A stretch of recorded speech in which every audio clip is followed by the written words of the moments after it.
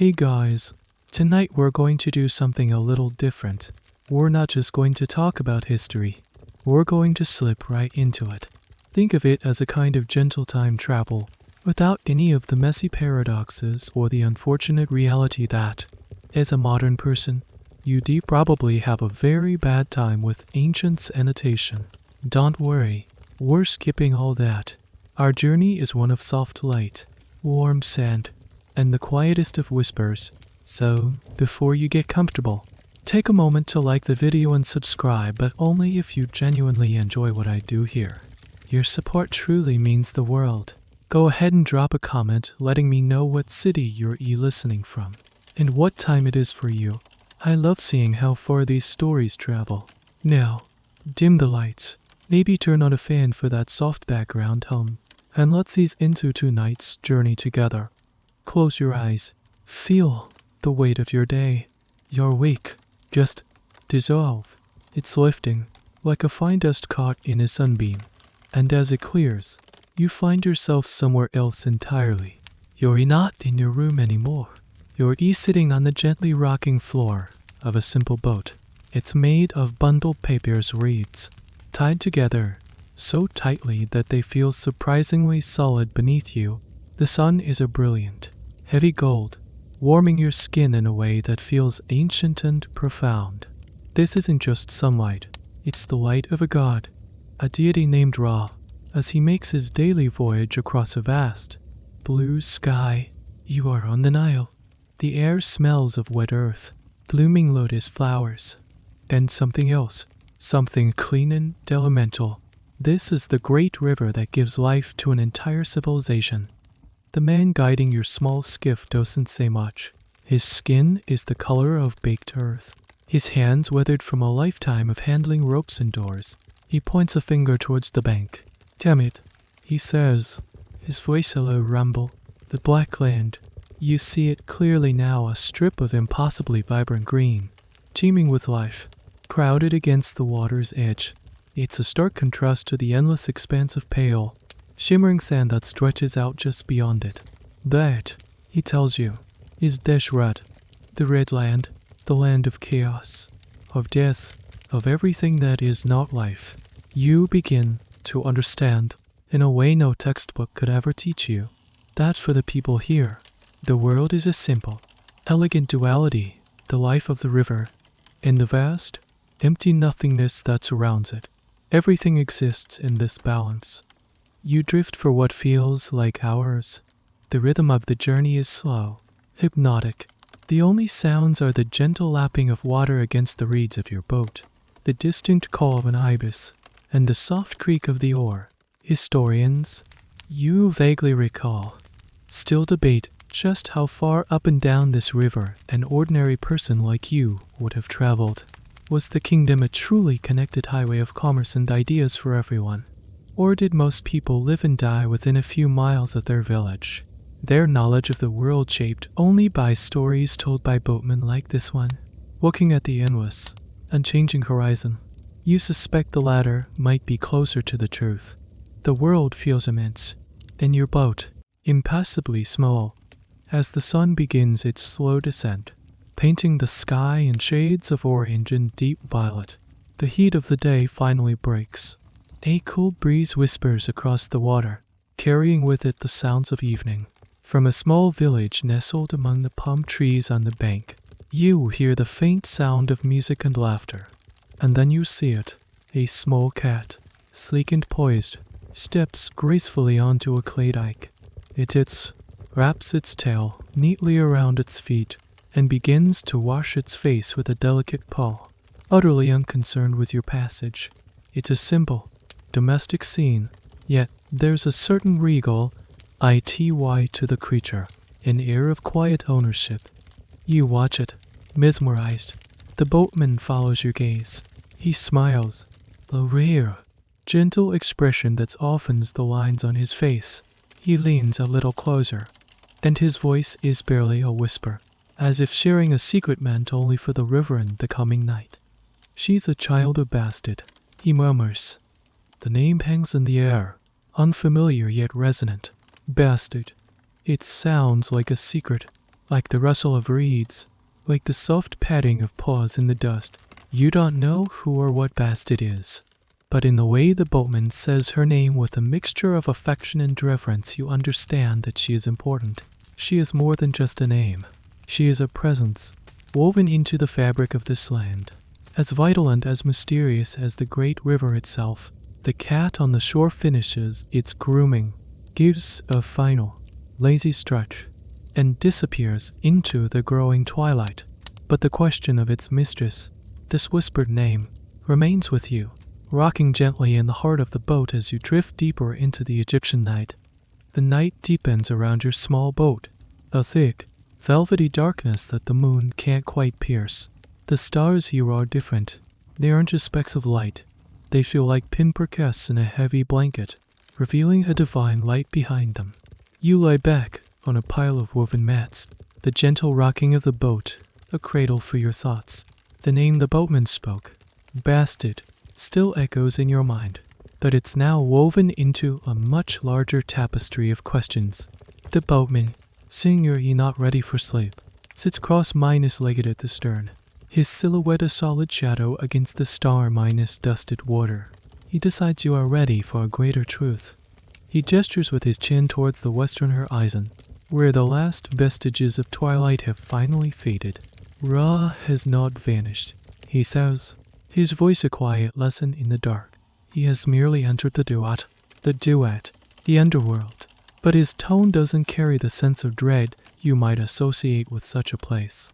For him, this is not an end, but a transformation. He explains that the sun god, in his magnificent solar bark, has now sailed through a gate in the western mountains to begin a perilous 12-hour journey through the night.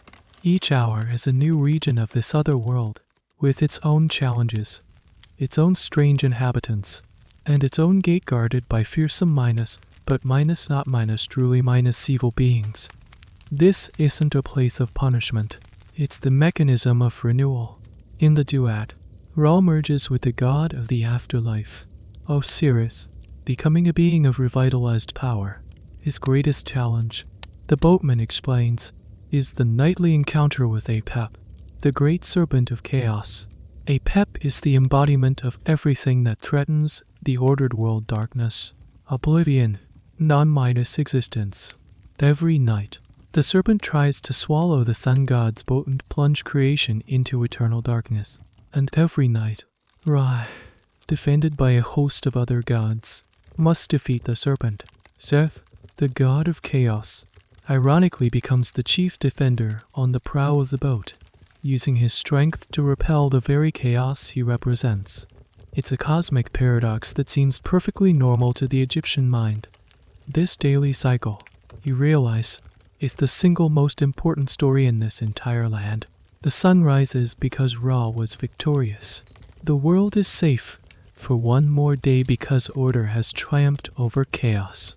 It's reflected everywhere in the annual flooding of the Nile that brings fertile silt, in the planting of seeds and the harvest that follows. Time here isn't a straight line, rushing from a past you can't to a future you can't know.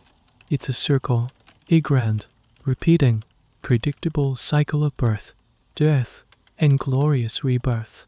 It's why everything feels so stable, so permanent. The pharaohs build their tombs to last for millions of years, because that is how long they expect this cycle to continue. As you drift south along the river, or rather, up the river, towards its source, the boatman explains another fundamental concept. You are traveling through the two lands. This place isn't just one kingdom. It is a union of two. The north, where the Nile fans out into a marshy, green delta before meeting the Great Sea, is Lower Egypt. The south, the long, narrow valley stretching deep into the heart of Africa, is Upper Egypt. It's a big counterintuitive to your modern mind traveling south to go up, but it's based on the flow of the river. You are traveling upstream, towards the higher ground from which the life-giving water flows. The pharaoh is not just a king. He is the lord of the two lands, his double crown symbolizing this sacred, and sometimes fragile, union. The boatman dips into the water, a soft splash in the immense silence. He tells you of the maps of the Duat, painted in exquisite detail on the walls of royal tombs. They show rivers of fire, fields of reeds where blessed souls can live in peace, and fearsome guardians with knives for heads. But even with these maps, a great question remains, one that scholars thousands of years in your future will still be debating.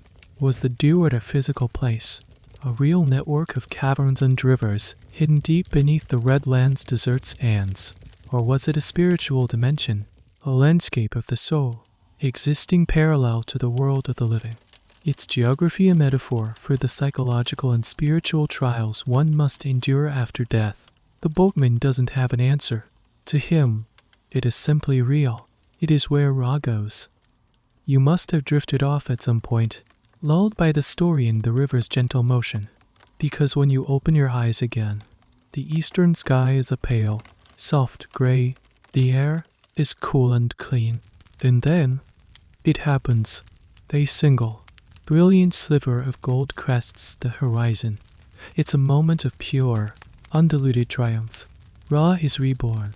He has defeated the serpent. The world is new again. A flight of pelicans takes to the air, their wings catching the first light. On the bank, a farmer is already guiding his ox, ready to begin the day's work. The world has been wound up and set in motion for another day, and your own journey, your slow drift towards the city of the cat goddess, continues under the warm, reassuring gaze of a victorious sun. The sun climbs higher, reclaiming its dominion over the sky, and your journey continues. The boatman, seemingly energized by the sunrise, now speaks more freely. He sees the question in your eyes, the one that has been lingering since you first heard the name Bastet. Who is she? Really? Where does she fit into this grand cosmic drama of sun gods and underworld serpents? He smiles, understanding that to know one god, you must first be introduced to the family. And what a family it is. He begins, as all stories should, with Ra. Ra is the father, he says, his tone simple and direct. Or sometimes, the great minus grandfather. It depends on the storyteller. And the city. You quickly learn that Egyptian theology is less like a rigid textbook and more like a collection of family stories told by different relatives, each with their own favorite characters and a slightly different version of events. There isn't one single, universally accepted myth. There are 1,000 variations, a fluid and living system of belief that can accommodate contradictions with a placid shrug. The core truth remains the same, even if the details change. Ra, the boatman explains, is the ultimate creator. From his own being, he brought forth the first divine Pershu, the god of the air, and Tiafnot, the goddess of moisture. You can feel Shu around you right now, in the breeze that rustles the papyr's reeds. You can see Tiafnot in the morning dew clinging to the boat's edge. This first couple then had children of their own Geb, the earth god, and Nut, the sky goddess. The boatman tells you to look down at the floor of the boat. You are touching Geb, he says. Then he points up to the vast, blue expanse above. You are looking at Nut. He explains that they were once locked in a passionate embrace, so much so that their father, Shu, had to step in and lift Nut high above Geb, creating the space for life to exist. That space, that era between earth and sky, is the world. Now we get to the celebrities of the pantheon. Geb and Nut had 4 children who would become central to the most famous of all Egyptian myths: Osiris, Isis, Seth, and Nephthys. Osiris was the wise and beloved king who taught humanity agriculture and law. His sister minus wife, Isis, was a powerful magician and a devoted mother.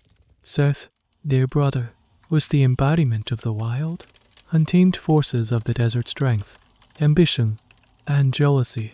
He was married to their sister, Nephthys, a more enigmatic figure often associated with mourning and the protection of the dead. You've already heard of Seth's heroic side, defending Raspot, but in the world of humans, he is the villain of the story, murdering his brother Osiris out of envy and dismembering his body. scattering the pieces all across Egypt. The tale of Isis gathering her husband's remains and, through her magic, posthumously conceiving their son, Horus, is a story of love, grief, and the ultimate triumph of life over death. So where, you ask, does the gentle cat goddess fit into all of this? The boatman nods, bringing the focus back. Bastet, he says, is a daughter of Ra. This is her primary and most important title. She is not part of the Osiris drama. Her story is tied directly to the sun god himself. She is the Eye of Ra.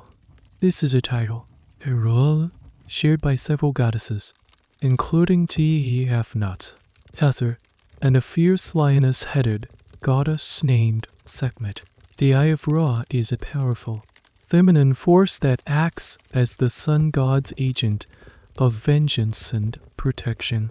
She is his enforcer, his defender, his fiercest protector.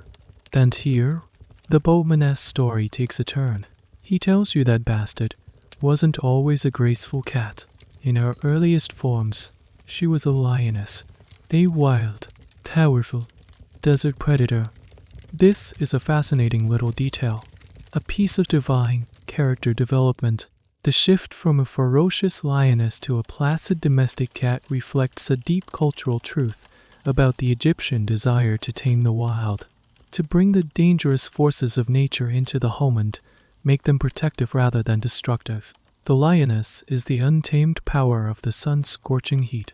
The cat is the gentle, life-giving warmth of its rays. They are two sides of the same coin.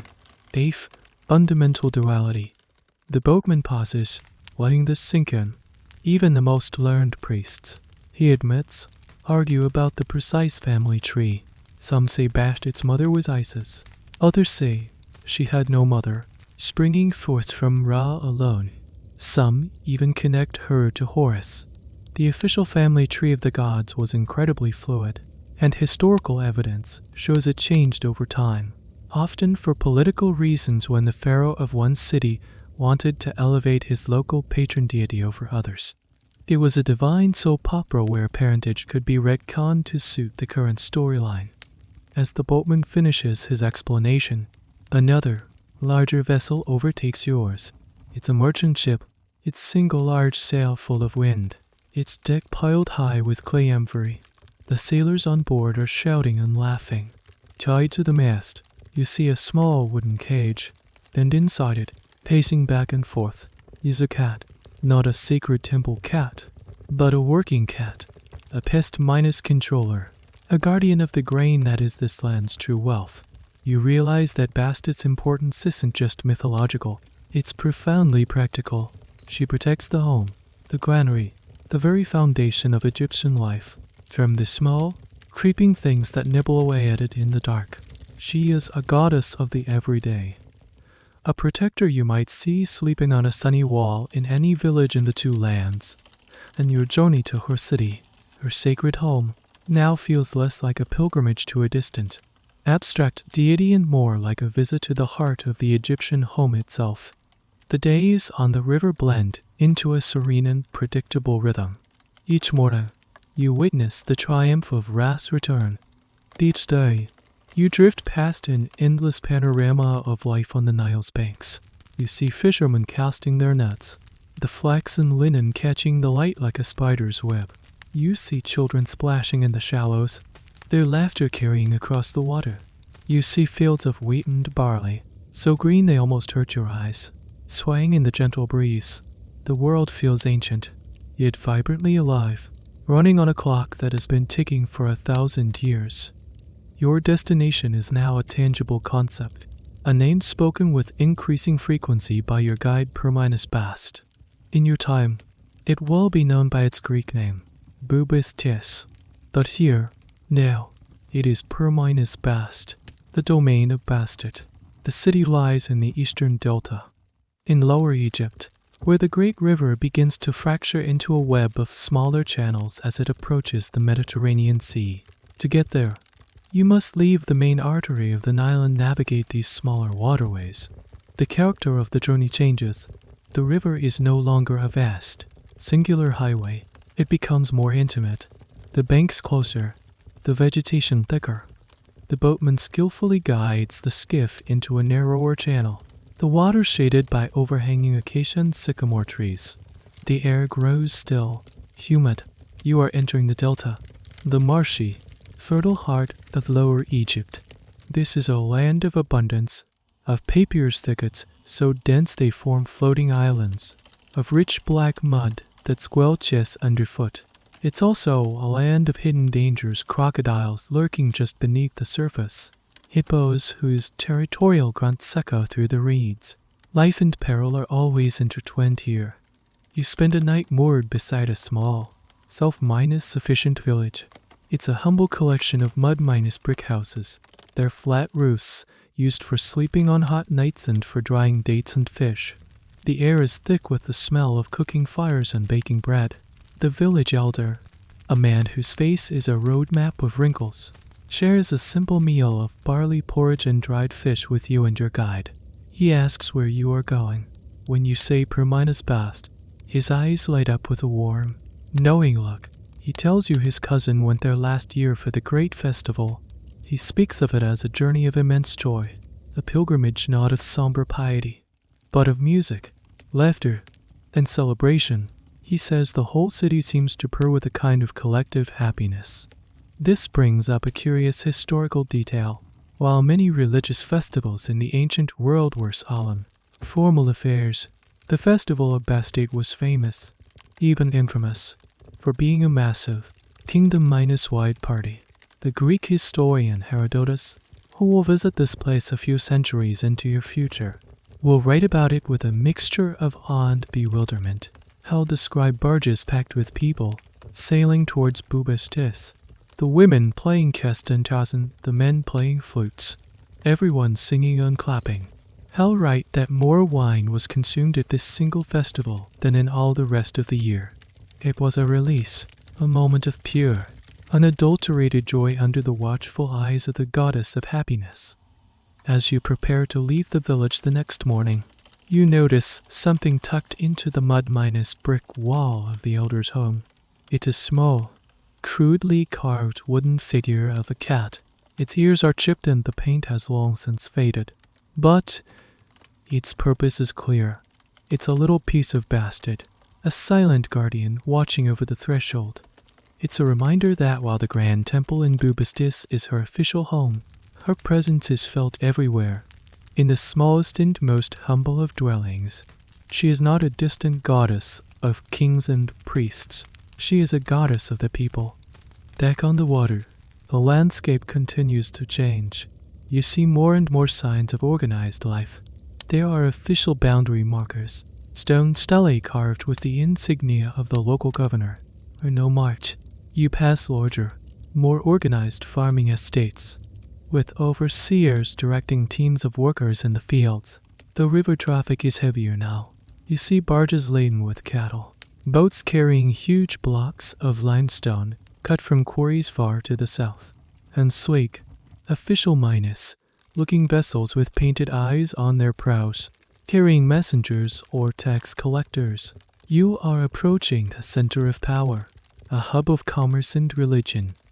A question that historians still puzzle over is the true nature of these pilgrimage journeys. Were they purely religious, driven by sincere devotion, or were they also a form of tourism and trade? Did people travel to Bubastis just to honor the goddess, or did they also go to see the sights, to buy unique souvenirs, and to participate in the massive market that would spring up around the temple during the festival? The truth, as is often the case, is likely a mix of both. Faith and commerce were not separate spheres. They were deeply, inextricably linked. The temple was not just a house of God. It was an economic engine. The boatman points ahead. The channel is widening, opening into a large, shimmering lake.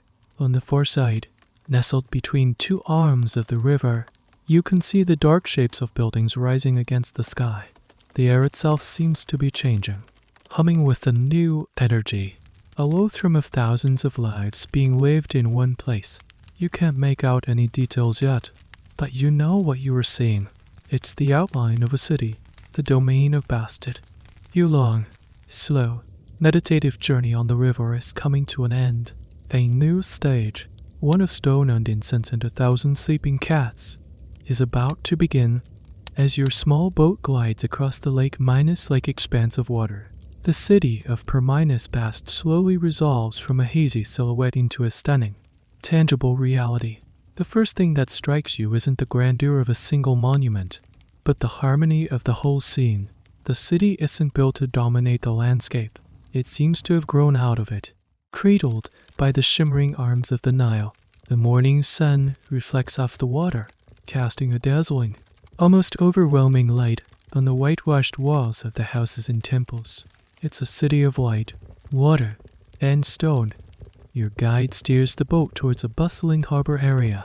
Dozens, perhaps hundreds, of other vessels are moored here, ranging from simple fishing skiffs like your own to larger, more ornate barges belonging to wealthy officials or priests. The noise is a stark contrast to the quiet solitude of the river. It's a symphony of human activity, the shouts of dock workers unloading amphorae of wine and oil, the chatter of merchants haggling over the price of grain, the bleating of goats being led to market, and underneath it all, the constant, gentle lapping of water against stone quays. The air smells of fish, damp earth, spices from faraway lands, and baking bread from the countless small bakeries that line the waterfront.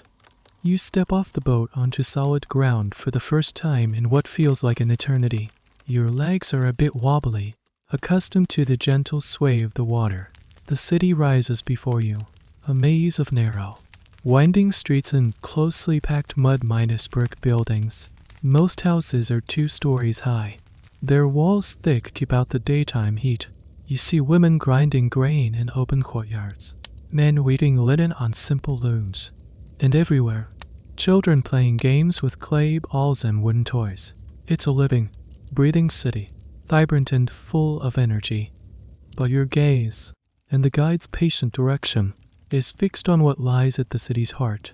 Rising above the uniform flatness of the surrounding houses is the unmistakable form of a great temple enclosure. You can't see the temple itself yet, just the massive, reddish-brown stone wall that surrounds it. This is the Temenos Wall, the sacred boundary that separates the domain of the goddess from the mundane world of the city. It's not just a wall, it's a statement. Everything inside this enclosure belongs to Bastet. Your guide leads you through the crowded streets, which seem to organically spiral towards the temple complex. The closer you get, the more the character of the city changes. The shops are no longer selling just practical goods, like pottery and rope. No, you see stalls selling offerings for the goddess, small bundles of flowers, cones of incense, and, most prominently, countless little statues and amulets in the shape of a sitting cat. Some are crudely carved from wood, others are molded from faience, a beautiful blue-green glazed ceramic that glimmers in the sun. Pilgrims from all over Egypt are buying these small tokens of devotion to take into the temple. You finally arrive at the grand entrance to the temple precinct. 2 enormous pylons, sloping stone gateways covered in sunken relief carvings, flank the main processional way. The carvings depict the pharaoh making offerings to a regal, cat-headed Bastet. The scale is immense, designed to make you feel small, to impress upon you the power of both the king and the goddess. And yet, there's something about it that feels different from the severe, intimidating temples of other gods. Perhaps it's the subject matter, seeing the familiar, graceful shape of a cat immortalized on such a monumental scale is strangely welcoming. The Greek historian Herodotus, in his future writings, would famously declare this temple to be, in his opinion, the most beautiful in all of Egypt. He wasn't necessarily impressed by its size or the sheer weight of gold used in its decoration, but by its setting. He describes the temple as sitting on an island, with canals diverting from the Nile to encircle it completely, so that it appears to float. Tall trees were planted along the banks of these canals, creating a lush, shaded grove. He said that while other temples were built on high ground, this one was situated in a depression, so that as you walked through the city, You were always looking down into the sacred precinct, able to see the goddess's domain from all sides. Whether this description is perfectly accurate is a matter of archaeological debate. Excavations at the site of Tel Bastet, the modern name for Bubastis, have revealed a complex layout, but the idea of a perfectly encircled island might be a bit of an idealized embellishment. Still, standing here at the gateway, you can feel the truth behind his impression. The temple isn't a fortress on a hill, it's a tranquil sanctuary, a serene green heart nestled within the bustling body of the city. It's an oasis of calm. Your guide pauses before you pass through the great pylons. He turns to you, his expression serious but kind. Leave the noise of the world behind, he says softly. Inside is her home. Walk with a quiet heart.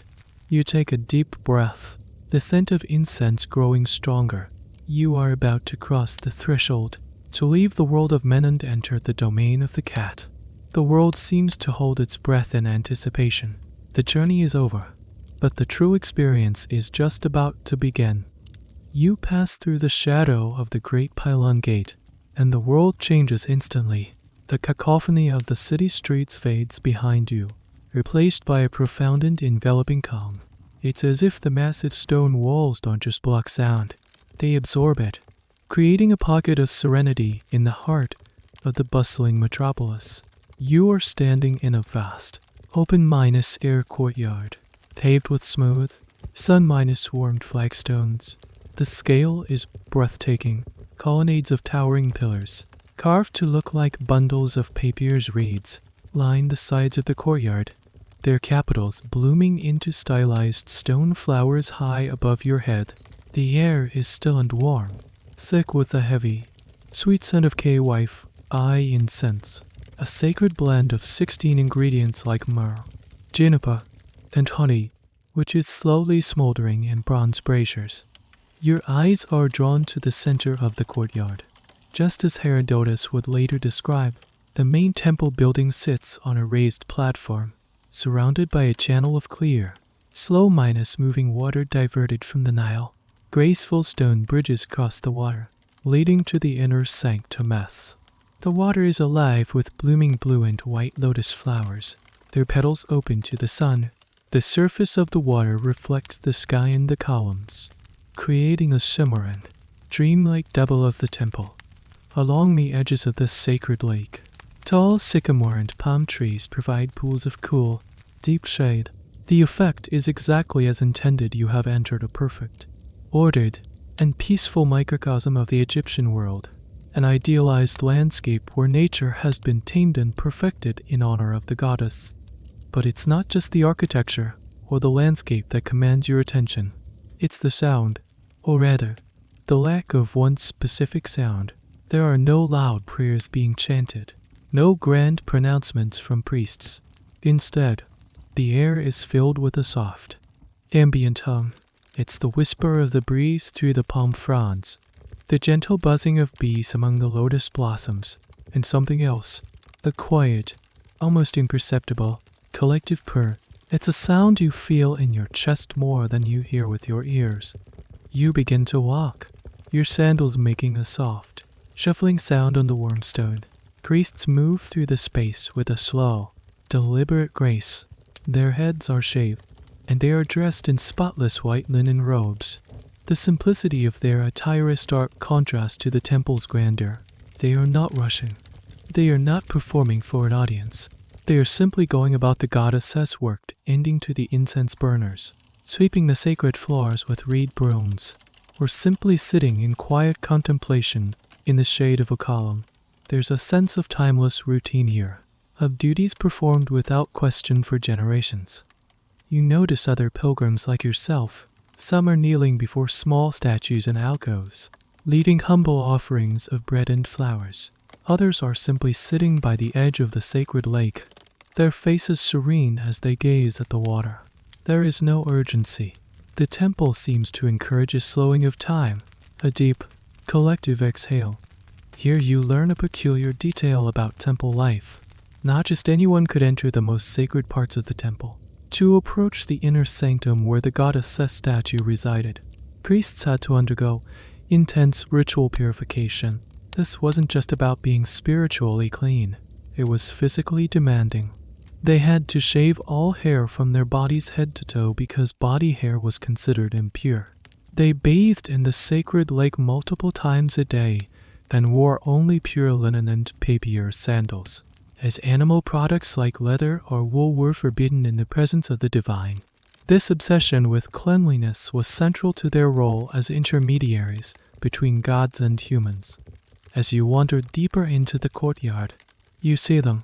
At first, it's just one, a sleek black cat, sitting perfectly still at the base of a massive column, observing the world with half minus closed, emerald minus green eyes. It seems as much a part of the architecture as the stone itself. Then you see another, a ginger tabby, fast asleep in a patch of sunlight, its body a puddle of relaxed contentment. And then another, and another. A calico is delicately sipping water from the edge of the sacred lake. A pair of young, gray kittens are playfully batting at the tassel of a priest's sash, and he simply smiles, making no move to shoo them away. They are everywhere, not in a chaotic, overwhelming way, but woven seamlessly into the fabric of the temple's life. They are the true inhabitants of this place. There's an ongoing scholarly discussion about the exact nature of these temple cats. Were they all considered direct, living incarnations of the goddess, or were they more like mascots, sacred animals kept in her honor? The answer is likely somewhere in between and probably changed over time. In this moment, however, watching them move with such effortless ownership of this grand space, there is no question. They are not merely pets. They are the furry, purring soul of this temple. They carry the divine spark of Bastet within them. You've crossed the threshold not just into a building, but into their kingdom, a realm where the softest footfalls belong to the most powerful residents. The air is their perfume, the sun is their blanket, and the great stone temple is their quiet, comfortable, magnificent home. You find a place to sit on a low stone wall in the shade of a towering papyrus minus stock column. From here, you have a perfect vantage point to simply observe. And what you observe is a kingdom ruled by 1,000 tiny, napping despots. The temple cats of Bast are not just present. They are the living, breathing, sleeping heart of the sanctuary. They outnumber the priests, the pilgrims, and perhaps even the statues. They are a living tapestry of every color and pattern imaginable. There are sleek, elegant black cats that seem carved from polished obsidian, their fur wrinkling in the sunlight. There are striped tabbies whose markings echo the patterns on the temple walls, a perfect camouflage of sand and shadow. You see cats of pure white, like divine spirits, and mottled calicoes that look like they've been splattered with the paint from a scribe's palette. They are long and lean, short and stout, some with the regal bearing of their wildcat ancestors, others with the soft, friendly faces of generations of domestication. Their primary activity, their most sacred duty, seems to be sleeping. They have turned the art of napping into a form of high religious observance. A small gray cat is curled into a perfect circle in the hollow of a carved stone offering table, its tail tucked neatly over its nose. Another is draped languidly over the sun-warmed shoulder of a sphinx statue, its body boneless life following the contours of the stone. You see a pile of at least 5 kittens, a fuzzy, breathing heap of paws and ears, twitching in a shared dream in a patch of clover near the sacred lake. They sleep with an air of profound security, utterly untroubled by the world around them. This is their space. They have nothing to fear. When they are not sleeping, they are masters of the art of relaxation. A ginger cat sits at the edge of the water channel, not to drink, but to gaze at its own reflection with a look of serene self-satisfaction. A black and white cat is meticulously grooming itself on a high ledge, each lick and nibble a deliberate, focused ritual of purification. They stretch with a languid, luxurious grace that seems to mock the rigid formality of human posture, extending their claws into the soft earth, arching their backs, and ending with a deep, full minus body shudder of contentment.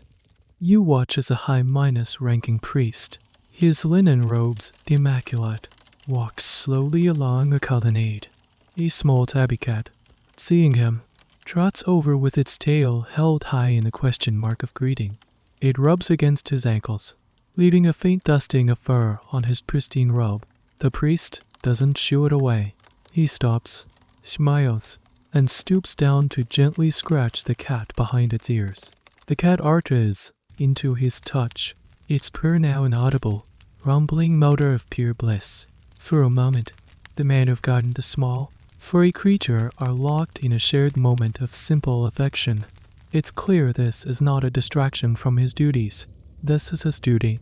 Tending to the happiness of these creatures is an act of devotion to their divine mistress.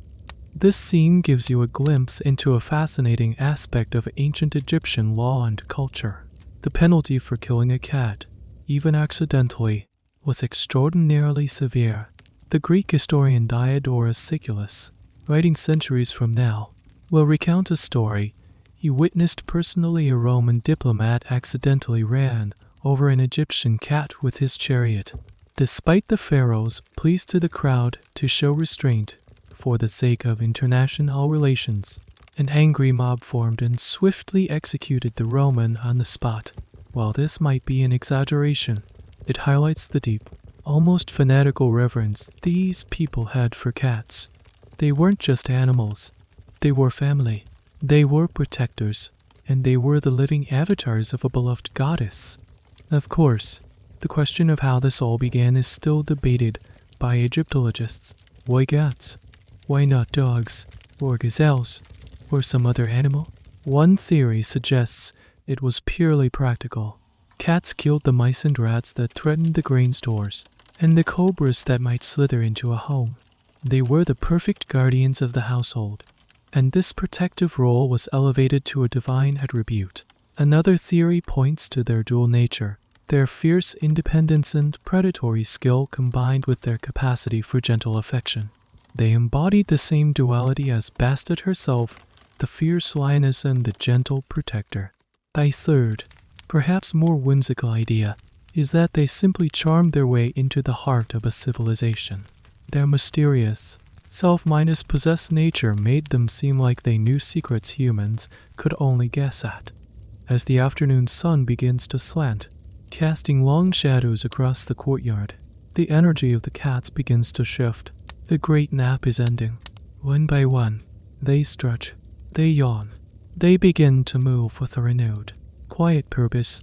You see them converging, a silent, furry tide, flowing from all corners of the temple towards a specific area near the back of the complex. It's feeding time. You realize you have only seen one side of life, here the side of peace and slumber. Now, you are about to witness the machinery that keeps this kingdom of 1,000 napping rulers running. Fed and content, the servants of Bastet are about to serve dinner. As the temple cats begin to stir, your guide, the old boatman, reappears by your side. He seems to move with the same quiet purpose as the priests, materializing from the shadows as if you were part of the temple's staff.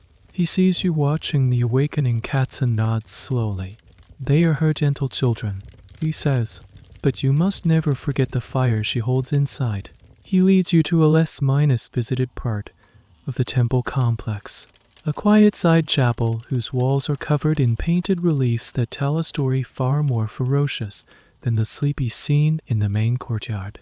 Here, the figure depicted is not the graceful, cat-headed Bastet you've seen on the main pylons. This is a goddess with the head of a lioness. Her muscles are tense, her eyes are fierce, and in her hands she holds not a musical instrument, but knives in the egg, the symbol of life, wielded with deadly intent. Her name, the guide whispers, is Sekhmet, the powerful one. She is the other face of Bastet, not a sister, not a cousin, but her other self, two sides of a single, divine personality. He tells you the story, a foundational myth that every Egyptian knows. In a time long ago, the great god Ra had grown old. Humanity, seeing his frailty, began to plot and dribble against him. Enraged by their disrespect, Ra plucked the fiery, Uraeus serpent from his brow, the symbol of divine authority, then sent it to earth to punish mankind. This divine weapon took the form of his daughter, the Eye of Ra. As the lioness goddess, Sekhmet, she descended upon the world in a terrifying rampage. Her fury absolute, she slaughtered the rebellious humans, wading through their blood, her thirst for vengeance seemingly unquenchable. She was so consumed by her rage that she nearly wiped out all of humanity. The other gods, seeing the devastation, begged Ra to stop her. They realized she was doing her job too well, but Sekhmet was lost and her bloodlust end could not be reasoned with. So Ra devised a clever plan. He ordered the priests to brew a massive quantity of beer, 7,000 jars of it, and to dye it red with ochre and pomegranate juice to resemble blood. They poured this mixture all over the fields where Sekhmet was expected to continue her massacre the next day. When Sekhmet arrived, she saw the blood covering the land and, thinking it was the result of her previous day's work, she eagerly began to lap it up. She drank and drank, the potent beer quickly intoxicating her. She became drowsy, her fury subsided, and she eventually fell into a deep, drunken sleep. When she awoke, her rage was gone. The destructive lioness had been pacified, and in her place, transformed by the clever trick, was the gentle, purring cat goddess, Bastet. This story is more than just a dramatic tale. It's a theological explanation for the duality you've been sensing. Sekhmet is the scorching, destructive heat of the midday sun that can bring drought and death. Bastet is the gentle, life-giving warmth of the morning and evening sun that allows crops to grow. They are the same power, just in different states of being. This myth became the basis for a central religious practice, the appeasement of Sekhmet. The goal was to keep her calm, to keep her in her gentle Bastet form, and prevent her from ever reverting to her destructive lioness rage. Much of the worship here, you realize, isn't just about celebrating Bastet's gentleness. It's about actively preventing Sekhmet's fury. This concept of divine duality is a fascinating and uniquely Egyptian way of looking at the world. For them, good and evil weren't always separate, opposing forces. Often, they were two aspects of the same powerful entity. Seth, the murderer of Osiris, was also the valiant defender of Ra's boat. The hippo, a creature that could be incredibly destructive to crops and people, was also worshipped as the goddess Dia-Werti, a fierce protector of mothers and children. The Egyptians understood that the things with the greatest power to create and protect also held the greatest power to destroy. The challenge wasn't to eliminate the bad side, but to keep it in balance. The historical evidence for this dual identity is overwhelming. In the temple of Mut at Karnak, hundreds of black granite statues of a seated Sekhmet have been found. Some scholars believe there may have originally been 730 of them for every single day of the year, one for the morning and one for the afternoon. The theory is that the pharaoh would have performed a daily ritual before these statues, a constant, year-round effort to pacify the lioness goddess and ensure the safety of the kingdom. It was a state-level project of divine emotional management. As you stand before the fierce image of the lioness, you hear a soft sound at your feet. It's one of the temple cats, a small calico rubbing against your leg, purring contentedly. You look from the terrifying image on the wall to the gentle creature at your ankle. The contrast is stark, yet perfectly logical in the context of this faith. The little cat is a living reminder of what happens when the rage is calmed, when the powerful one is at peace. It is a symbol of a cosmic disaster that has been successfully averted, at least for today. And the quiet, gentle purr you hear is the most reassuring sound in the world, for it is the sound of a lioness still sleeping. Intrigued by the inner workings of this feline paradise, you decide to venture away from the main courtyards on public areas. With a respectful nod to a passing priest, you find your way to the periphery of the temple complex. where the grandeur of stone gives way to the practical reality of mud-brick workshops, kitchens, and living quarters. This is the engine room of the sanctuary, the place where the human effort that sustains the divine peace is expended. It's here you get to experience what it might be like to be a junior attendant, a 채수건, a modern, affectionate term for a cat owner, literally poop minus scooping official in the service of the goddess. The first thing that hits you is the smell. It's not unpleasant, just distinct. It's a warm, earthy mix of baking bread, simmering fish, dry straw, and the faint, unmistakable, musky scent of 1,000 well-fed felines. You enter a long, low-silent kitchen. The air is hot and steamy from several large clay ovens built into the wall. Here, a team of temple workers is preparing the cat's daily meal, and it's far more elaborate than you might have imagined. This isn't a matter of just throwing out scraps. The sacred cats of Bastet are fed with the best. You see men and women cleaning and deboning fresh fish brought in from the Nile that morning. Others are grinding barley and spelt into a coarse flour. In large clay pots, a kind of porridge is bubbling away the nutritious mash of fish, grains, and probably a little milk or water. It's a carefully prepared, balanced diet fit for the children of a goddess. There's a sense of purpose and reverence in the work. The woman stirring the pot does so with the same focused calm as the priest tending the incense in the main temple. This, too, is a sacred rite. Your first job is simple. An older man hands you a large, shallow ceramic bowl filled with the cooled fish minus grain mixture. He gestures for you to follow him. You are led to one of the designated feeding areas, a shaded, walled garden just for the cats. As you enter, the cats that had been converging from all over the temple are now gathered, sitting patiently. There's no frantic meowing or aggressive jostling. They seem to understand the routine. They sit, tails twitching, golden eyes fixed on the bowl in your hands. But they wait. It's an oddly dignified assembly. You place the large bowl on the ground, and the cats approach in what seems to be a surprisingly orderly fashion. You notice that they don't all eat from the same bowl. Several smaller, individual dishes are also being filled and placed around the garden. A young priest explains that this is one of the ways they manage the health of the colony. Some cats, the older ones, the kittens, or those that seem unwell, get special portions, perhaps with more fish or mixed with simple herbal remedies. This isn't just a mass feeding, it's a daily wellness check. After the meal, the less glamorous part of the job begins. While the cats are busy grooming themselves post-feast, attendants move through their favorite napping spots, the sun-drenched ledges, the soft patches of grass, the bases of the combs.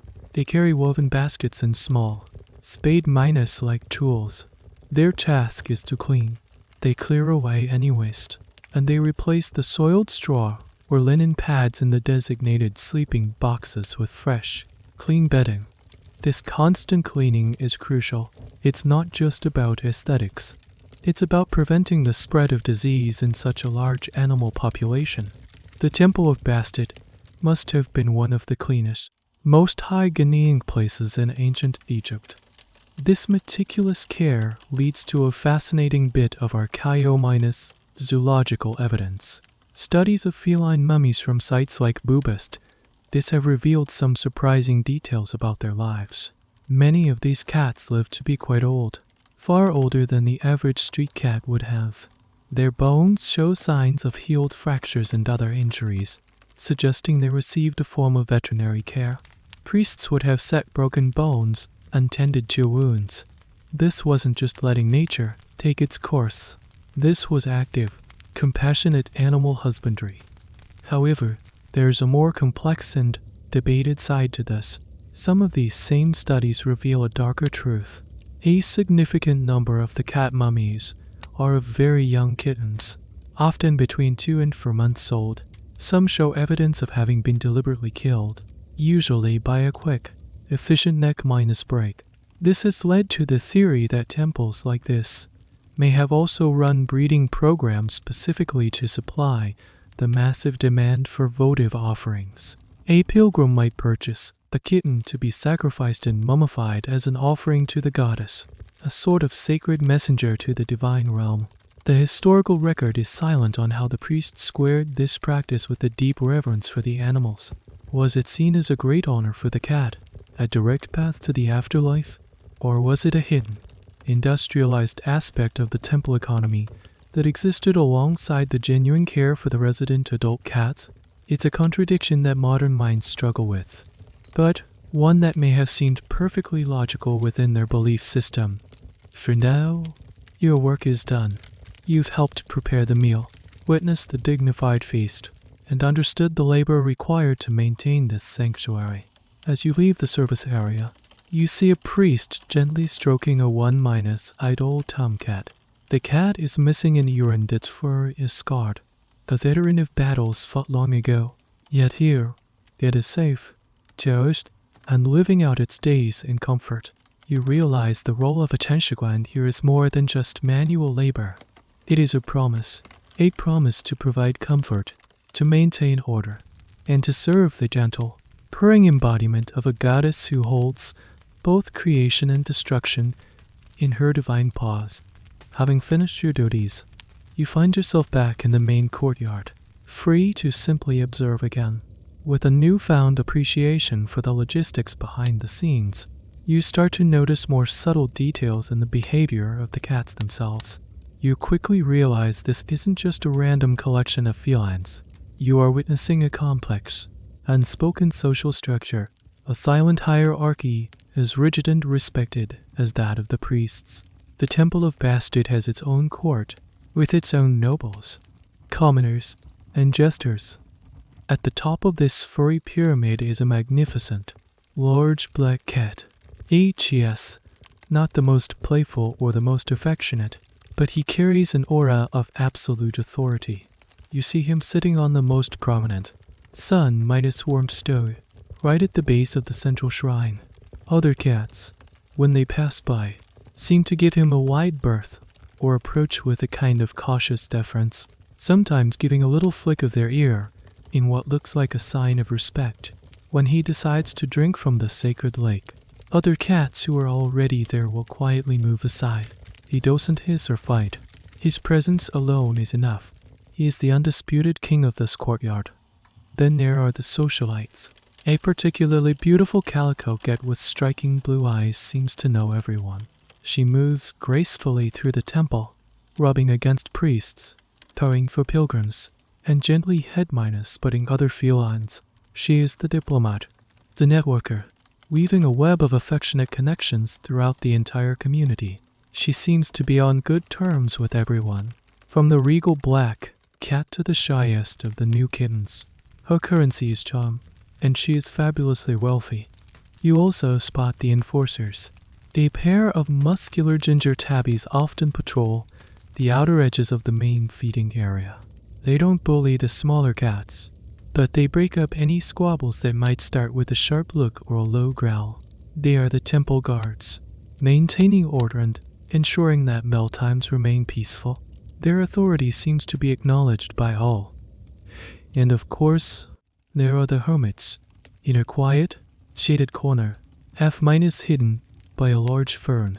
Lives an old, battle-minus scarred tomcat with a notched ear. He rarely interacts with the others, preferring his solitude. Yet, he is not an outcast.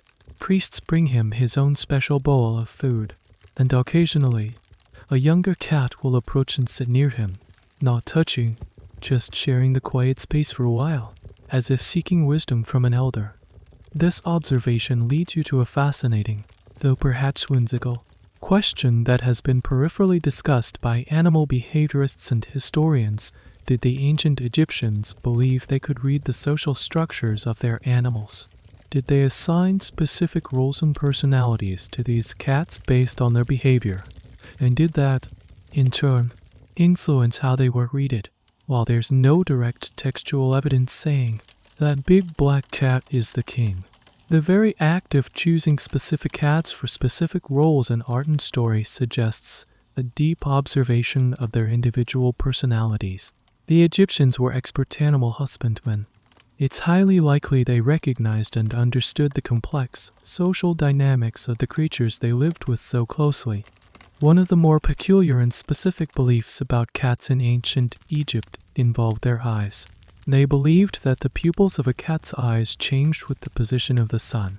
The mysterious way a cat's eyes would narrow to a slit in the bright midday sun and then widen to a perfect circle in the dark was seen as a direct, mystical connection to the journey of Ra. The cat's eye was a miniature sun, waxing and waning in sympathetic magic with the great solar deity. This belief probably elevated the cat from a mere pest controller to a creature with a direct line to the most powerful god in the pantheon. It wasn't just a friend. It was a living cosmic indicator. As you sit there, watching this silent soap opera unfold, a young kitten, bolder than the rest, wobbles over to you. It's a tiny thing, all paws and ears, with a coat of soft, fuzzy gray fur. It looks up at you with wide, curious eyes, gives a tiny, squeaking meow, and then attempts to climb your leg, its tiny claws snagging harmlessly in the fabric of your robe. A nearby priest sees this and smiles warmly. She has chosen you, he says simply, as if this were a matter of great significance. She sees something she likes. The idea that the cats themselves had agency, that they could choose who to bless with their attention, was a powerful one. A kid rubbing against your leg wasn't just a random act of affection. It was a small blessing from Bastet herself. If a temple cat chose to fall asleep on your lap, it was considered an omen of tremendous good fortune. This is a topic of some academic debate. How much of the divine, while interpreted by priests, was based on complex rituals, and how much was based on the simple, unpredictable whims of a cat? Could a favorable prophecy be nothing more than a well-timed purr? It's a delightful thought that the fate of a petitioner could hang on whether they smelled interesting to a curious kitten. You gently stroke the small creature, and its tiny body vibrates with a rumbling purr. In this moment, you feel chosen, and the complex social ladder of the temple cat seems to fade away, replaced by a simple, warm, and wonderfully furry connection. The little gray kit eventually curls up and falls asleep on your lap. A tiny, warm weight of trust. The priest who had smiled at you, a man with a kind, weathered face and the patient eyes of someone who has spent a lifetime in quiet observation, takes this as an invitation. He sits down on the stone wall nearby, careful not to disturb the sleeping kitten. The first one, he says, his voice a low, gentle murmur, was a gift from the reeds. He decides you are worthy of hearing one of the temple's origin stories. Like all Egyptian myths, he explains, this one has many versions, but this is the one they tell the young novices here in Bast. It is not a grand tale of gods and monsters, but a small, quiet story, much like the goddess herself. Long ago, he begins, before the great temple was built, this place was just a marshy spot on the river, thick with papiers. A small community of fishermen and farmers lived here, their lives dictated by the rhythm of the flood and the harvest. One evening, a fisherman was checking his nets in the reeds when he heard a strange sound, a tiny, desperate cry, parting the thick stalks. He found a litter of newborn kittens, their mother nowhere to be seen. She had likely been taken by a crocodile or a marsh snake. The kittens were cold, hungry, and would not survive the night alone. The fisherman, a kind man, knew that the wildcats of the marsh were fearsome and amiable, but these were just helpless babies. He carefully gathered them into his basket and took them home to his wife. They fed the kittens drops of goat's milk from a piece of linen and kept them warm by the hearth. All but one of the kittens were too weak and perished. That one, a little female with fur the color of the deserts, and survived. She grew strong and healthy under the couple's care. But she was not a domestic animal. As she grew, her wild instincts sharpened. She would disappear for days into the reeds.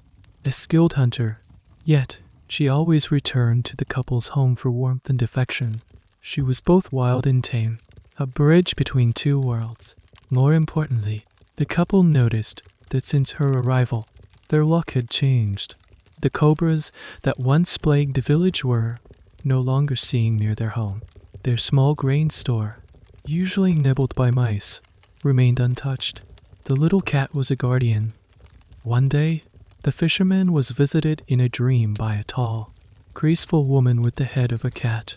It was Bastet. She thanked him for saving her child and told him that this small village, was special to her. It was a place where the wildness of her spirit and the gentleness of her heart could live in harmony.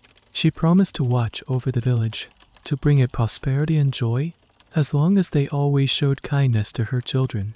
The cats. When the fisherman awoke, he told everyone of his dream. The villagers, seeing the truth in the protection the little cat provided, began to revere her. They left out bowls of milk and bits of fish for her.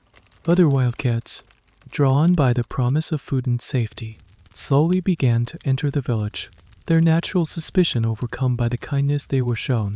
The first small shrine to Bastet was built from mud and reeds, and that first rescued cat became its first and most revered inhabitant over generations.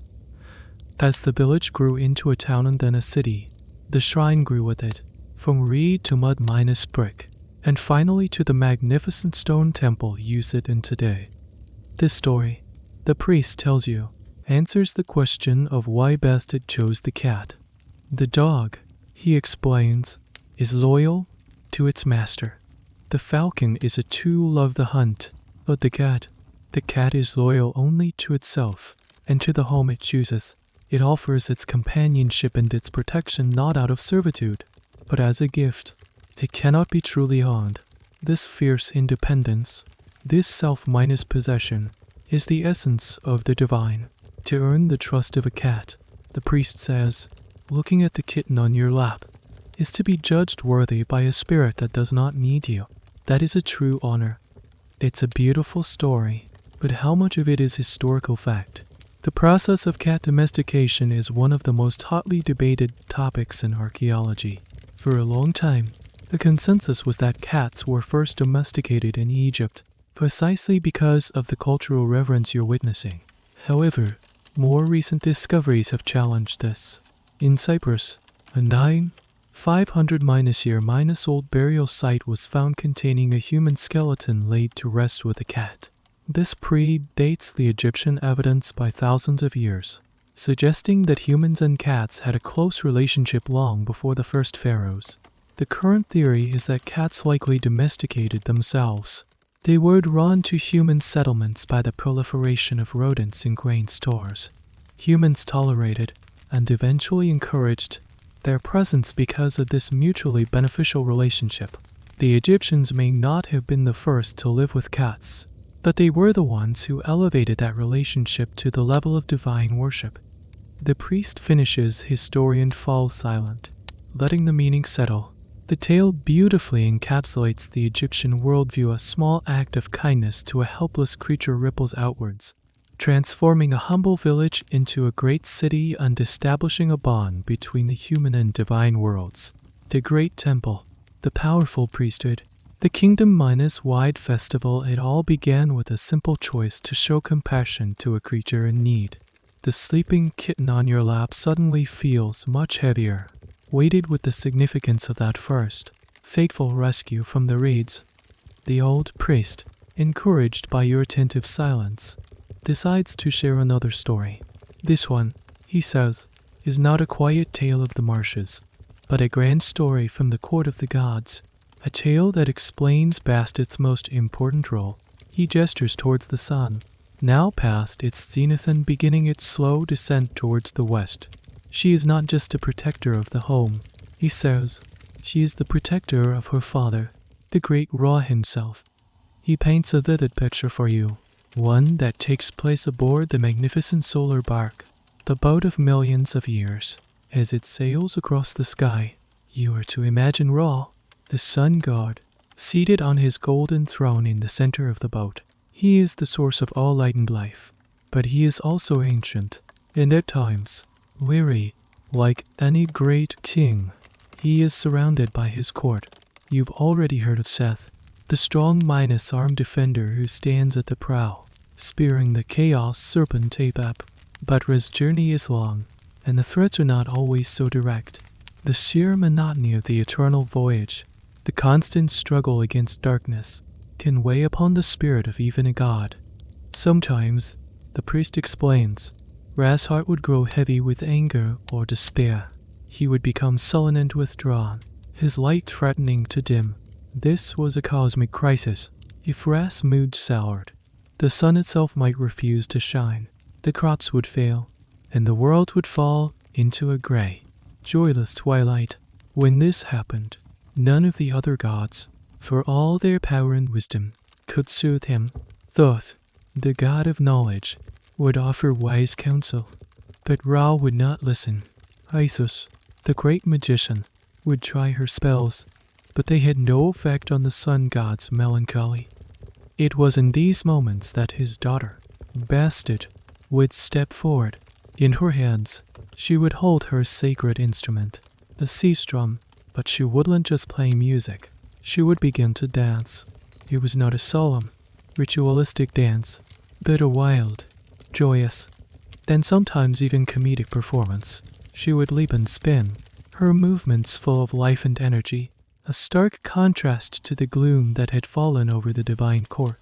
The stories say she would sometimes lift her skirts and perform a dance so joyful and irreverent that it would shock the other gods. But it would always make her father, Ra, laugh, a deep, booming laugh that would shake the heavens. The laughter would break the spell of his despair. His mood would lift, his light would shine brightly once more, and the cosmic order would be restored. The solar bark would continue its journey, saved not by brute force or powerful magic, but by the disarming power of joined a daughter's love. This myth reveals Bastet's core function in the pantheon. She is the goddess of joy, music, dance, and everything that makes life worth living, while other gods are concerned with justice, wisdom, death, and power. Bastet's domain is happiness. She is the divine cure for despair. This is why her festivals were such famously joyous. Wine minus soaked affairs. To celebrate her was to actively cultivate joy, which was seen as a sacred duty to ensure the continued benevolence of the sun god and the stability of the cosmos. One of the curious, and often overlooked, cold knowledge facts about Bastet is her association with perfumes and ointment. In many inscriptions, she is given the title the Lady of the Ointment Jar. In the hot, dry climate of Egypt, perfumes and scented oils were not just a luxury, they were a necessity. They soothed the skin, protected it from the sun, and made life more pleasant. The act of anointing oneself was an act of rejuvenation and self-care. By linking her with this, the Egyptians were framing pleasure and personal comfort not as frivolous, but as a sacred act, a small, personal ritual that mirrored Bastet's grand act of cheering her father.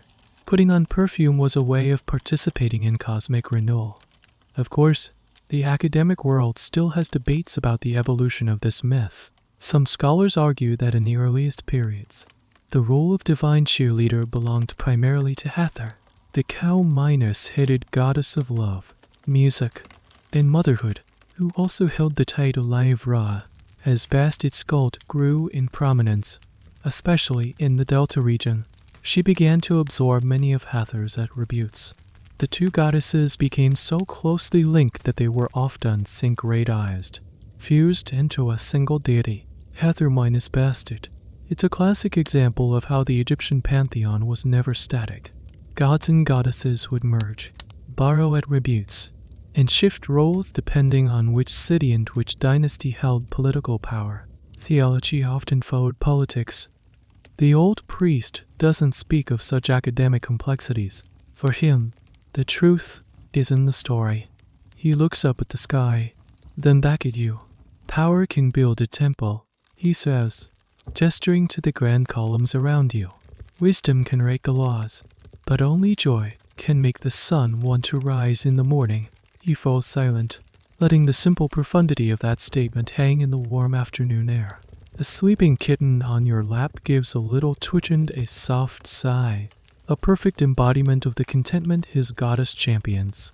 You realize that the purr of a happy cat and the laughter of a sun god are, in their essence, the sound of chaos held at bay for one more day.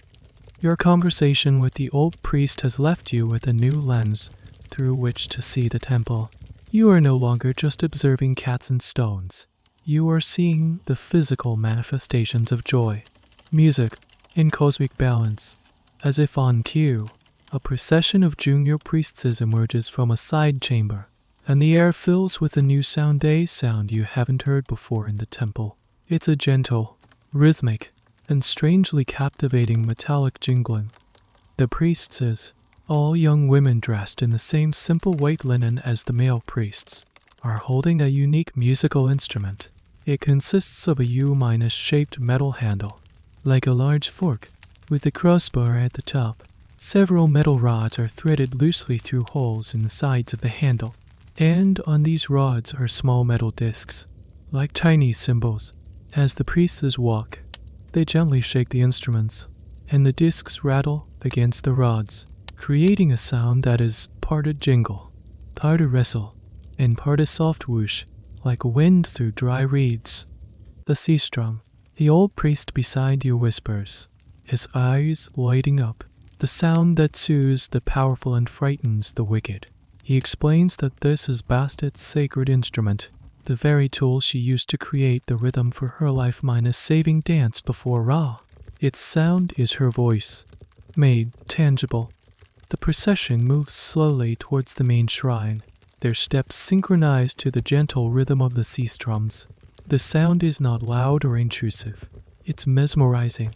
It seems to clear the air, to cut through the heavy silence and the sweet scent of incense with a clean, bright energy. You notice even the cats react. A few sleeping felines lift their heads, their ears twitching, their golden eyes tracking the source of the sound with placid curiosity. It doesn't startle them. It seems to be a familiar and welcome part of their world. The priest explains the instrument's symbolism. The U-shaped arch represents the horns of a cow, a direct link to the goddess Hathor, with whom Bastet was so closely associated. The rattling discs were thought to mimic the sound of papier stalks rustling in the wind, a sound that was believed to drive away the chaos serpent. The sea strum wasn't just for making music. It was a weapon. Its vibrations were believed to have magical properties, capable of pacifying angry spirits, cleansing a sacred space of negative energy, and promoting peace and harmony. To shake the sea strum was to actively create a bubble of divine order. This leads to a little minus known, quirky fact about ancient Egyptian music. While we know what their instruments look like, harps, lutes, flutes, and of course, the sea strum, we have almost no idea what their music actually sounded like. They had no system of musical notation. We don't know their scales, their melodies, or their harmonies. Depictions in art show musicians playing together, but how they coordinated, what compositions they played, is a complete mystery. The sound of the sea strum is one of the few authentic ancient Egyptian sounds we can accurately replicate, but how it was used in concert with other instruments is lost to time. It's a silent movie of a rich musical culture. The procession of priestesses arranges themselves in a semicircle before the entrance to the inner sanctum. They raise their sea strums high and begin to shake them in a more vigorous, complex rhythm, creating a cascade of shimmering sound that seems to wash over the entire courtyard. It's a call to worship, a declaration that a sacred rite is about to begin. The sound is both joyful and deeply holy, a perfect sonic representation of the goddess herself. Historians and archaeologists still debate the precise role of women in the Egyptian priesthood, while the highest ranking positions, like the high priest of Amun at Karnak, were almost always held by men. There is extensive evidence of women serving as priestesses, especially in the cults of female deities like Hathor, Isis, and Bastet. They were often titled chantress or musician of their respective goddess. Their role seems to have been primarily musical and ceremonial, providing the sacred soundtrack for the rituals. However, some evidence suggests that certain priestesses held significant economic and administrative power within their temple complexes, managing estates and endowments.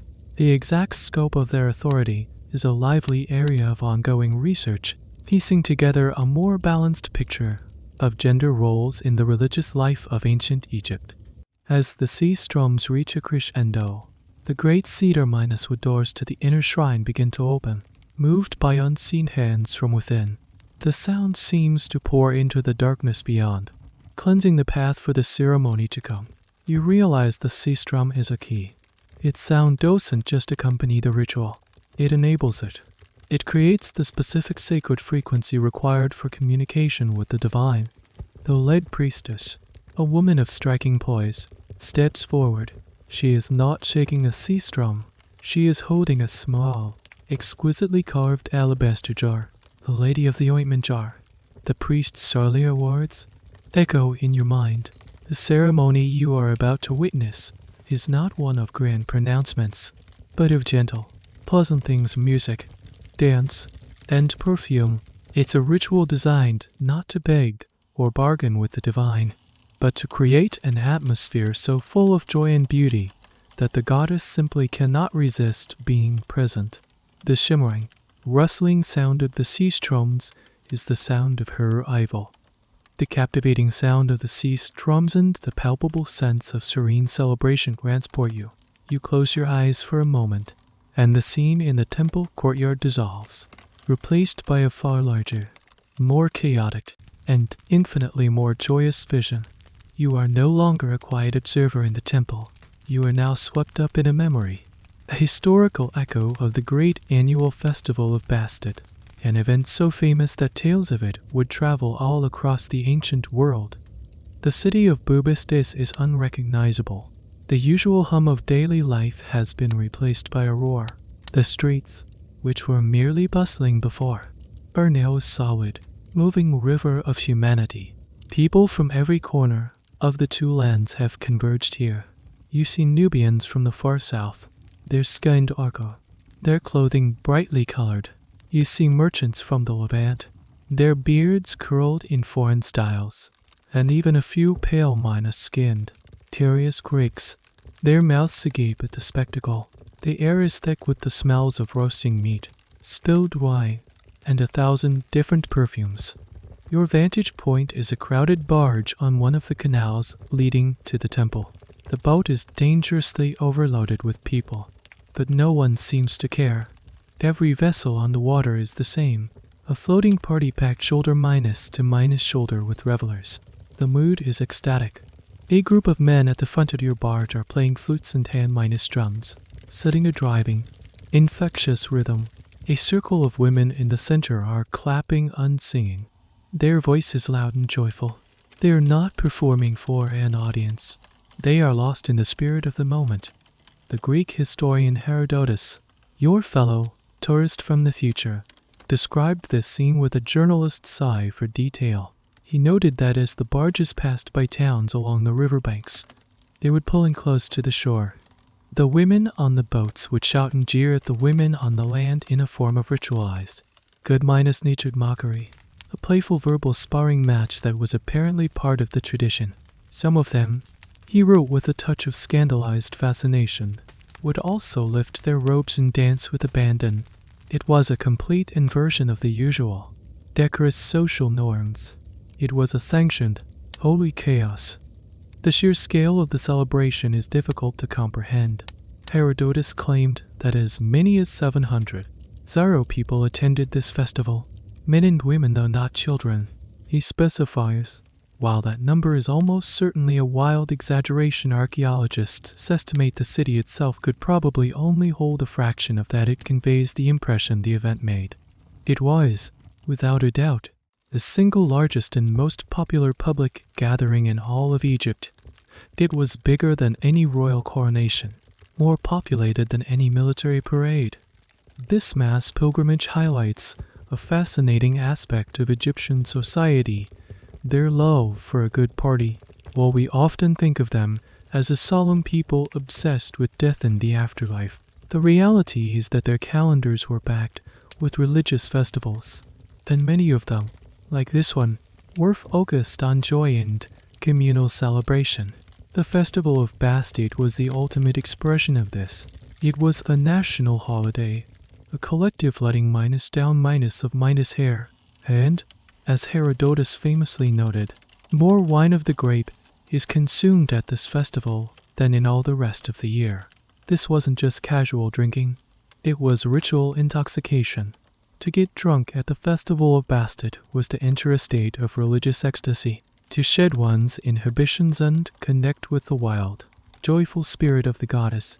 What were they celebrating? On the surface, it was about honoring Bastet, but on a deeper level, it was a celebration of life itself, of music, fertility, and joy. It was a release valve for a society that was, for the most part, highly structured and conservative. For a few days, the normal rules were suspended.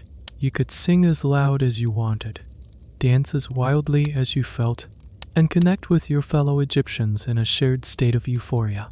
The purpose and meaning of the more scandalous elements, like the ritual mockery and the dancing, are still debated by scholars. Some see it as a form of fertility rite, a way of invoking the life-giving, procreative aspects of the goddess through wild, unrestrained behavior. Others suggest it was a form of apiotrope, I see magic using loud noises, chaotic behavior, and improper acts to frighten away evil spirits and purify the community for the coming year. It's possible it was both a holy party with a serious magical purpose. Your vision shifts. You are now being carried by the crowd along the grand processional way towards the temple. The air is filled with the jangling of thousands of sea drums, shaken not just by priestesses, but by ordinary women in the crowd. The collective sound is immense, a shimmering wall of noise. You see people leaving offerings not just at the temple gates, but everywhere on small household shrines, at the base of trees, along the canal banks. The entire city has become a sacred space. The vision fades, the roar of the crowd replaced once more by the gentle, rhythmic shaking of the priestesses' sea drums in the quiet temple courtyard. The contrast is immense. You have just experienced the peak of the goddess's cult, the explosive, joyous, public face of her worship. But now you are back in the calm, serene heart of it all. You realize the festival is the annual blossoming of a plant that is tended to, day in and day out, by the quiet, dedicated work of the priests and priestesses in this sanctuary. The wild party is fueled by a deep and abiding peace. The ceremony before the shrine concludes. The cedar doors close, the priestesses disperse, and the temple courtyard returns to its state of profound, sun-drenched calm. The sleeping cats barely seem to have noticed the interruption. As the quiet settles back in, your mind, still buzzing from the imagined chaos of the festival, turns to a more practical question. How is all of this sustained? A complex of this size, a legion of priests and attendants, and 1,000 well-fed sacred cats, this is an enormous operation. It requires a steady and substantial income. This leads you to consider the hidden, and perhaps less poetic, world of the temple's economics. Your guide, the old priest, seems to read your thoughts.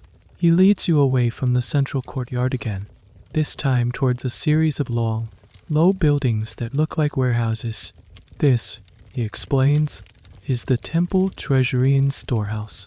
The goddess provides for her children, he says, but she appreciates careful accounting. The first and most obvious source of income is direct offerings from pilgrims and wealthy patrons. Inside one of the administrative offices, you see scribes sitting cross-legged, meticulously recording donations on papyrus scrolls. They note down every contribution, from a nobleman's gift of 10 sacks of high quality barley to a poor farmer's offering of a single clay cup. The pharaoh himself is the temple's greatest patron. and the reliefs on the main walls often depict him presenting vast quantities of gold, silver, land, and cattle to Bastet. These royal endowments formed the core of the temple's wealth, making it one of the largest landowners in the entire region. The temple was, in essence, a massive, divinely sanctioned corporation. Next, you are shown a workshop where craftsmen are busy producing goods for sale. This is the source of the countless cat-shaped amulets you saw in the market stalls outside. The temple controlled the official production of these sacred souvenirs. You see men carving them from soapstone, casting them in bronze, and, most popularly, molding them from blue-green faience. Selling these objects was a huge business. Pilgrims believed that an amulet from the goddess's own workshop carried a special potency. It wasn't just a trinket. It was a piece of the temple's magic that you could take home with you. But the temple's most unique and, to a modern mind, most bizarre industry lies in a different set of workshops, set further back, where the air is thick with the smell of natron, resin, and drying linen. This is the domain of the Embarks. But they are not preparing humans for the afterlife. They are preparing cats. You witness the process, the body of a deceased cat, one that has been offered for this very purpose, is laid out on a clean wooden table. The Embarks, who are a specialized class of priests, work with the same methodical care they would use for a human. They remove the internal organs, dehydrate the body using natron salt, and then carefully wrap it in layer upon layer of fine linen bandages. Sometimes, a small scare amulet is placed over the heart, and the face is often detailed with ink to give the wrapped mummy a lifelike expression. The final product is a small, compact, and eerily cat-shaped bundle. This was the ultimate votive offering. A pilgrim would purchase one of these cat mummies from the temple and present it to the goddess. The mummy acted as a tangible, eternal prayer, a messenger that would carry the pilgrim's pleas and praises to Bastet in the divine realm. The demand was astronomical. Archaeologists in the 19th century discovered a massive cat cemetery near Bubastis, a pit containing, by some estimates, hundreds of thousands of mummified cats. The discovery was so overwhelming that, in a moment of staggering historical tragedy, a ship full of these mummies, tens of thousands of them, was sent to Liverpool, England, where they were ground up and sold as agricultural fertilizer. This industrial scale production of cat mummies raises a difficult question that historians still grapple with. You've already learned that many of these cats were bred specifically for this purpose and killed at a young age. How did the priests and the populace reconcile this with the law that made killing a cat a capital offense? The most likely explanation lies in the concept of intent and ritual context. Killing a cat in the street out of malice or carelessness was a grave sin, but offering a ritually prepared cat to the goddess, a creature raised on her own sacred grounds, was an act of supreme piety.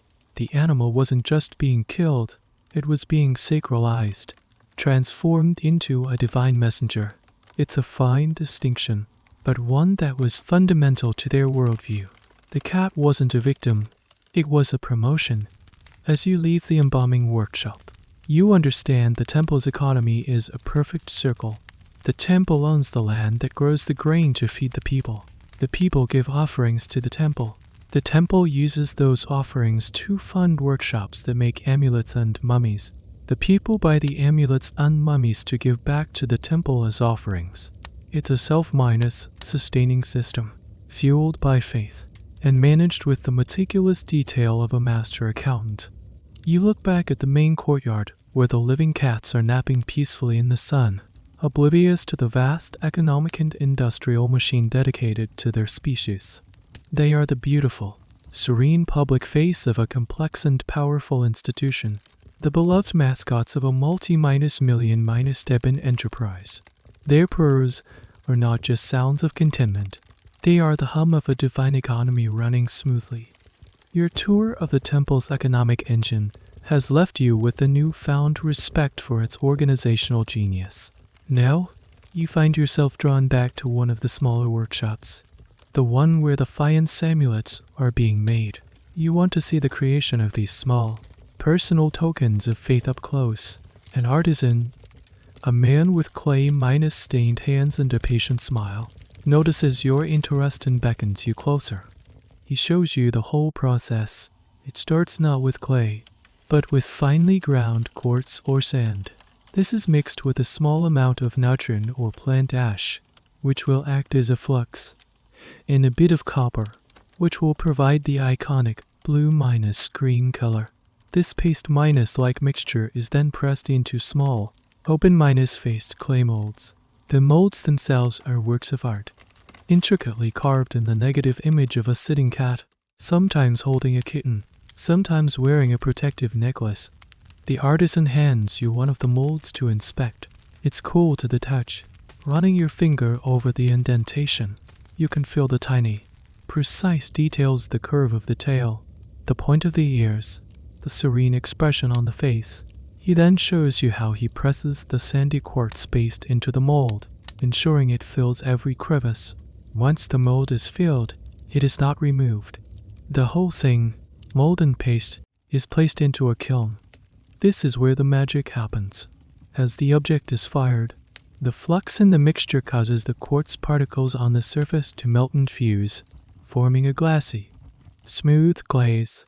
The copper in the mix blossoms into that brilliant turquoise or deep blue color that is so quintessentially Egyptian.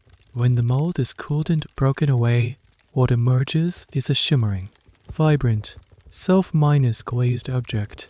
This material, which we call faience, was known to the Egyptians as tiche-ihinat, a word related to dazzling or gleaming. They considered it a substance of rebirth and eternity, its brilliant color echoing the life, minus giving waters of the Nile and the eternal heavens. The artisan hands you a finished amulet. It's small enough to fit in the palm of your hand, yet it feels substantial. The blue minus green glaze is cool and smooth, and it catches the light with a magical shimmer. It depicts a mother cat, sitting proudly, with a tiny kitten nestled securely between her paws. It's a powerful symbol of protection and motherly love, a miniature, portable version of Bastetesque or it rebutes. These weren't just souvenirs. For the average Egyptian, an amulet like this was an essential piece of everyday equipment. It was personal protective magic. They were worn on necklaces, sewn into the linen wrappings of children, and tucked into the foundations of houses. A pregnant woman would wear an amulet of the hippo goddess Dia wear tea to ensure a safe delivery. A scribe might wear an amulet of Thoth for wisdom and clarity. And nearly everyone, it seems, would have wanted a Bastet amulet to protect their home and family from unseen dangers, to promote happiness, and to ensure the health of their own household pets. A fascinating and slightly quirky detail is the sheer variety of these amulets. While the sitting cat is the most common form associated with Bastet, archaeologists have found amulets depicting cats in all sorts of poses. There are standing cats, walking cats, cats with kittens, and even tiny amulets that are just a cat's head with its ears erect and alert. This variety suggests that users might have chosen a specific pose based on a specific need. Perhaps the alert, standing cat was regarding the threshold of a house, while the mother minus and minus kitten amulet was for protecting a newborn child. This is speculative, of course, but it points to a highly personalized and nuanced use of magical objects. The question of belief is central here. Did the artisan making this amulet believe he was imbuing it with magical power? Did the person who bought it believe this small object could genuinely ward off evil? The line between faith, magic, and what we might call the placebo effect is blurry. For the Egyptians, the physical object, the image, and the divine entity were deeply connected. The amulet wasn't just a symbol of Bastet. In a small way, it was Bastet. By carving her image, speaking the correct words over it, and having it consecrated within her temple, the object became a vessel for a tiny spark of her divine essence. to where it was to have the goddess herself resting against your skin. This idea is part of a larger academic conversation about sympathetic magic in the ancient world. The belief that an image or an object could affect the person or thing it represented was a cornerstone of Egyptian ritual.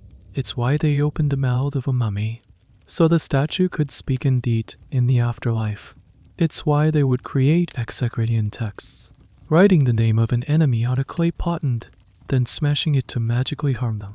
The amulet in your hand operates on the same principle, but for a protective, positive purpose. Its form is its function. You thank the artisan and cradle the small faience cat in your palm. It feels like holding a piece of solidified prayer, a tangible wish for safety and happiness. You look out from the workshop to the temple courtyard, where the real cats are sleeping, and you see the connection. The living cats are the great, central reservoir of Bastet's divine energy. These small, shimmering amulets are the channels, the little aqueducts that allow the divine protection to flow out of the temple and into the homes and hearts of every person in the two lands. It's a small, perfect piece of portable peace. As the day mellows into late afternoon, a quiet, somber mood begins to settle over a small corner of the temple. The usual, gentle hum of activity seems to pause. Priests speak in lower tones, and their movements become even more deliberate. You see a small group gathering in one of the shaded gardens, the same one where the cats are often fed. The cats themselves seem to sense the change. There is no playful chasing or loud calling. A palpable stillness has fallen. The old priest finds you again, his expression serene but tinged with sadness. He gestures for you to follow, inviting you to witness a solemn and important event. Old age, he says softly, is a gift from the goddess, and returning to her is the final gift. In the center of the garden, lying on a soft bed of clean linen, is a cat. It's the old, one-eyed tomcat you saw earlier, the battle-scarred veteran who preferred his solitude. He is not sleeping now. His breathing is shallow. His movements are weak. He has reached the end of his long life.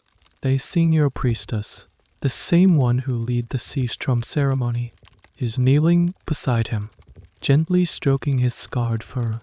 She murmurs what sound like soft prayers or words of comfort, not to a god, but directly to the cat himself. There is no panic, no frantic effort to prolong his life.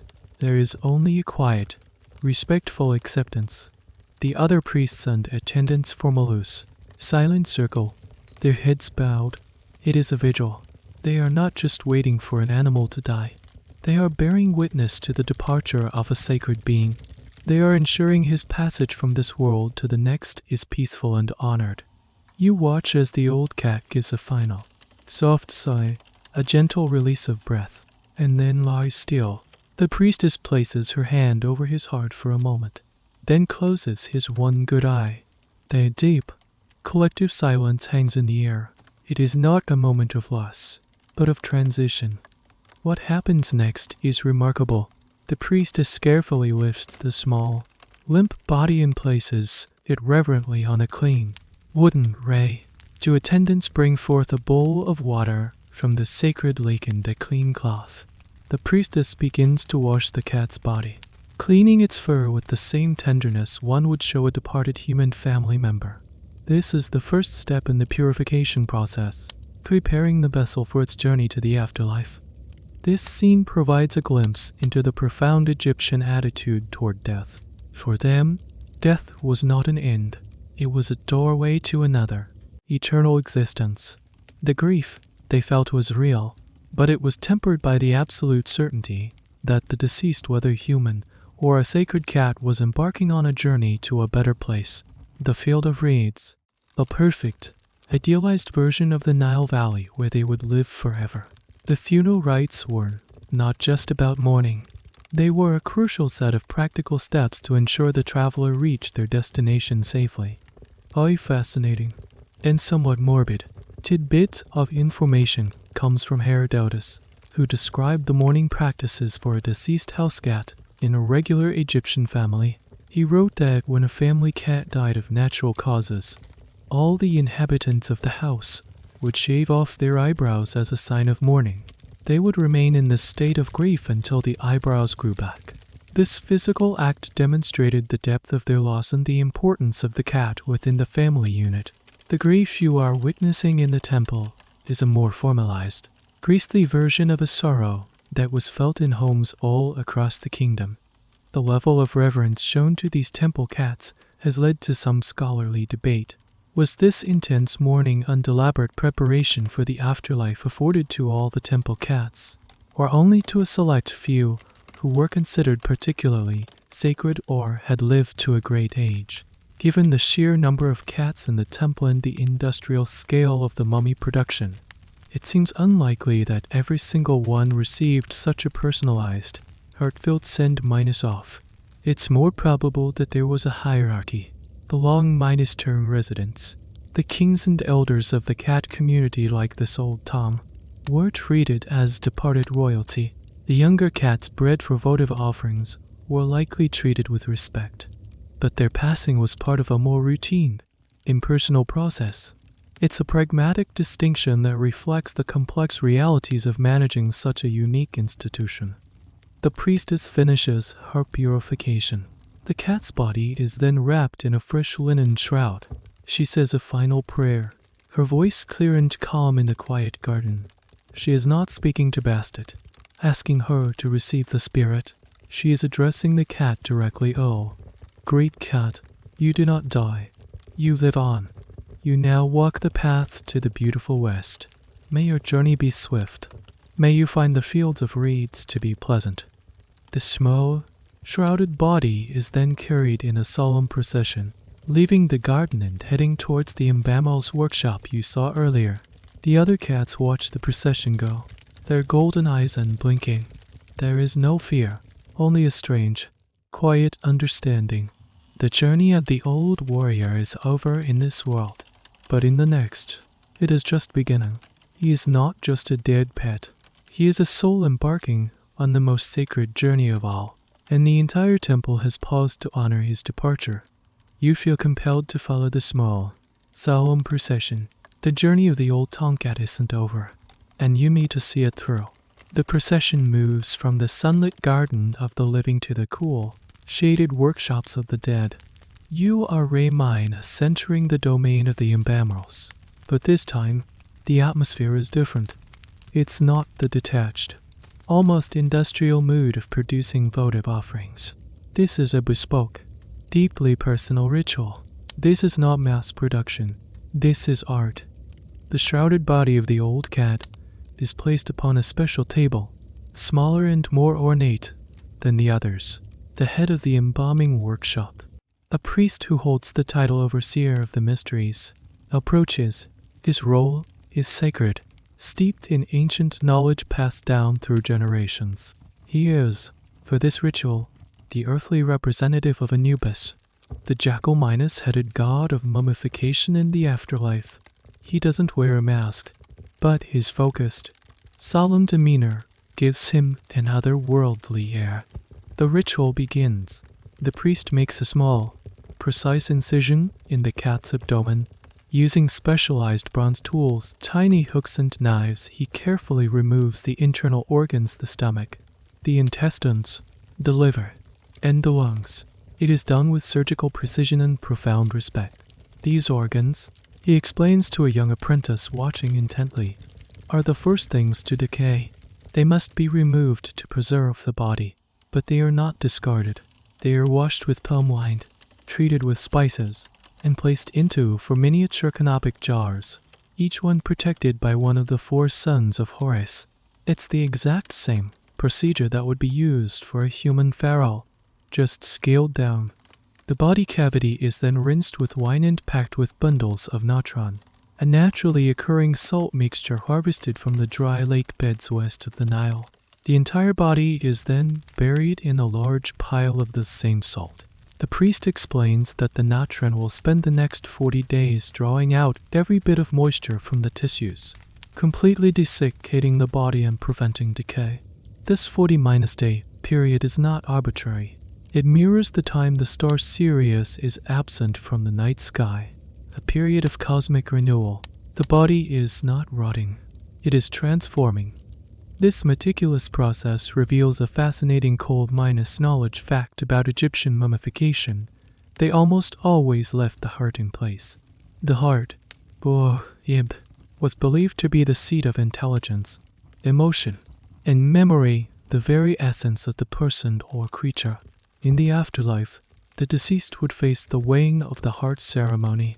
Their heart would be placed on a scale, balanced against the feather of Maat, the goddess of truth and justice.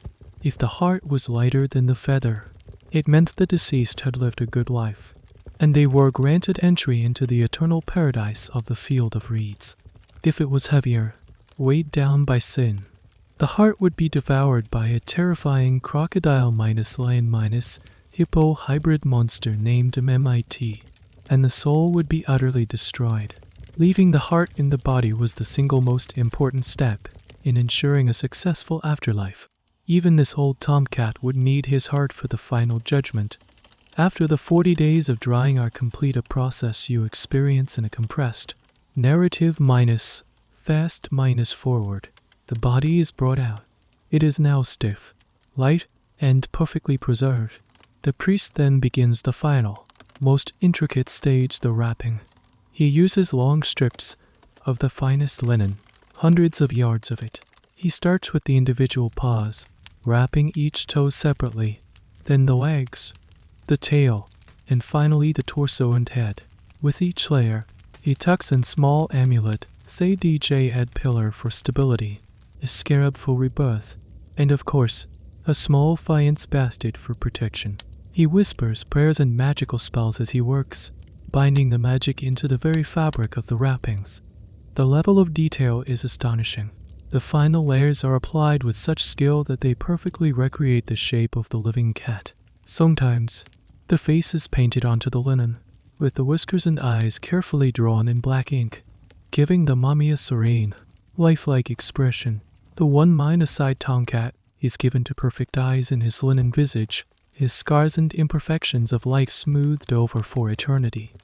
The question of whether the Egyptians believed the cat's soul, or Ba, would actually inhabit this preserved body is a point of theological debate among scholars. The Ba was often depicted as a human headed bird, a part of the soul that could travel between the world of the living and the dead. The preserved body, the cat, served as a permanent, safe anchor for the Ba to return to. Without the body, the soul would have no home and would eventually fade into nothingness. So, this mummification wasn't just a sentimental act. It was a practical necessity, a way of building an eternal home for a wandering spirit. Finally, the work is complete. The mummy, now a perfect, linen-wrapped effigy of the cat in its prime, is presented to the temple priests. It is no longer just a body. It is a sacred object, a vessel prepared for eternity. It is ready for its final journey below the earth, to the silent city where it will await its judgment and, if worthy, its rebirth into the endless, sun-drenched fields of the afterlife. The care, the time, and the resources invested in this single cat are staggering. It is a testament to a belief system where the smallest of lives could be connected to the greatest of cosmic truths, and where a prayer in this life could echo into eternity. The final journey of the old tomcat's mummy is not a long one, but it is a journey into another world, carrying glowing oil lamps that cast flickering shadows on the stone walls. A small procession of priests leads the way. They take you not to a grand to more surface-level cemetery, but to a staircase descending into the earth, hidden behind one of the temple's ancillary buildings. The air that wafts up from the opening is cool, dry, and ancient. It smells of dust, time, and something else, the faint, lingering scent of millennia-old linen and resin. You are about to enter the necropolis of the cats. You descend the steep, narrow steps, leading the warm, sunlit world behind. The darkness is absolute, broken only by the small pools of light from your lamps. You are in a man-made tunnel, hewn from the bedrock beneath the city. The tunnel opens into a larger chamber, and then another, and another. You are in a catacomb, the sprawling, subterranean maze dedicated entirely to the feline dead. The sight is staggering, almost incomprehensible in its scale. The walls of the tunnels and chambers are lined with thousands upon thousands of niches, each one filled with a mummified cat. Some are stacked like bricks, one on top of the other. Others are placed in their own individual alcoves. Some are simple, linen minus wrapped bundles. Others are more elaborate, placed inside painted pottery jars, or even small, cat minus shaped wooden or limestone sarcophag. It is a silent, sprawling, underground city, populated by the eternal sleepers of Bastet. The priests move with practiced familiarity through the maze, their lamplight revealing endless rows of these silent, bandaged forms. They are heading for a specific, freshly prepared niche in a place of honor. They gently place the mummy of the one-eyed tomcat into its final resting place. The head priest says a final prayer, sealing the niche with a plaster mixture. His work is done. The old warrior has joined the ranks of the blessed ancestors. Standing in the immense, silent darkness of this place, you are confronted with the sheer magnitude of this cult. This isn't just a handful of revered pets. This is a belief system that motivated the mummification and burial of, quite literally, millions of animals over the centuries. Vast catacombs like this have been found not just at Bubastis, but at Sekhmet, the necropolis of the ancient capital of Memphis, and other sites associated with feline deities. The cat cemetery discovered at Sekhmet in recent years is immense, with branching tunnels and chambers still being explored. This incredible discovery of catacomb after catacomb raises a major logistical question for archaeologists. Where did all the cats come from? The sheer numbers seem to defy the natural population growth of a single temple colony. This is where the evidence for large minus-scale breeding programs becomes almost undeniable. The temples must have operated what were, essentially kitten farms, managing a massive population to meet the constant demand for votive mummies. It was a sacred industry. This shifts the perception of the temple from just a peaceful sanctuary to a complex institution with agricultural, industrial, and mortuary branches. A particularly strange and little minus known fact is that not all of the animal mummies found in these catacombs are what they appear to be. Modern scanning technologies, like CT scans on X-rays, have allowed researchers to look inside the linen wrappings without damaging them. The results have been surprising. While many bundles contain a perfectly preserved cat, a significant percentage are fakes. Some contain only a few cat bones, or just a skull, padded out with reeds and linen to look like a full mummy. Some are even completely empty, beautifully wrapped bundles of nothing. The reason for this is a subject of great academic debate. Was this a form of fraud, with cynical priests duping unsuspecting pilgrims to save on the cost of a real cat? Or was there a more complex religious reason? Perhaps for some rituals, a symbolic mummy was sufficient. Maybe the part of the cat a single bone was believed to be enough to represent the whole. Or perhaps, during peak festival times, the demand for mummies simply outstripped the supply of available cats, and these placebo mummies were a necessary substitute. It's a historical hedonited pious fraud or complex theology. The jury is still out. You run your handle on the cool, dry stone of the catacomb wall. Each of the thousands of bundles you see represents a prayer, a hope, a connection between a human and their goddess. A farmer praying for a good harvest, a mother praying for the health of her child, a nobleman praying for success in the royal court. All of them channeled their hopes through the small, mummified body of a cat. This place is not a tomb of dead animals. It is a library of prayers, an archive of 1,000,000 moments of human faith. As you follow the priests back up the stairs and into the light, the warmth of the sun on your skin feels like a resurrection. You look back at the temple courtyard, at the living, breathing, napping cats, and you now understand the full circle. They are the beginning and the end.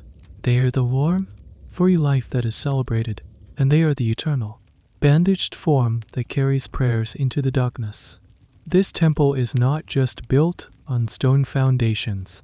It is built on a bedrock of bones, a testament to a devotion so profound it ought to conquer even death itself, one prayer at a time. Emerging from the heavy silence of the catacombs, you feel a need for something to counterbalance the sheer weight of all that death. However sacred, the world of the living, the warmth of the sun, and the gentle breeze feel more precious than ever. The old priest seems to understand this. He doesn't lead you back to the main courtyard, but to another, even more secluded and starkly simple chapel at the very edge of the temple complex. We have honored the departed, he says. Now, we must ensure peace for the living. We must soothe the lioness. This chapel is different from the others. It is less ornate, almost severe in its design. The walls are thick, the light is dim, and there are no joyful depictions of dancing or music. The reliefs on the wall are dominated by the fierce, powerful form of the lioness minus-headed Sekhmet. But here, she is not on a rampage. She is depicted seated, almost enthroned, receiving offerings. The mood of the space is not one of fear, but of immense, cautious respect. It feels like entering the cage of a sleeping tiger.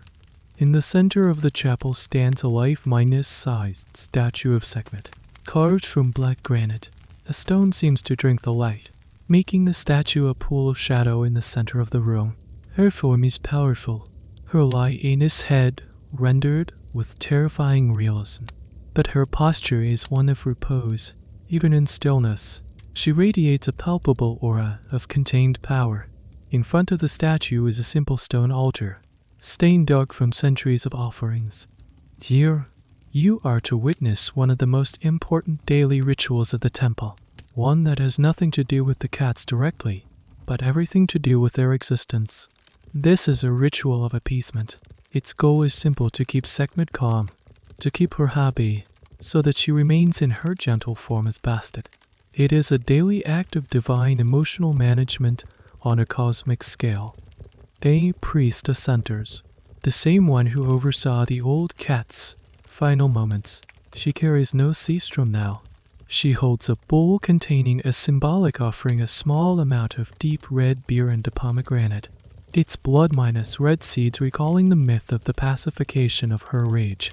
She approaches the statue with slow, deliberate steps. Her movements are precise, hypnotic. There is no joy or celebration in this ritual. It is a serious, focused, magical operation. She places the offering on the altar and begins to chant, her voice slow and rhythmic.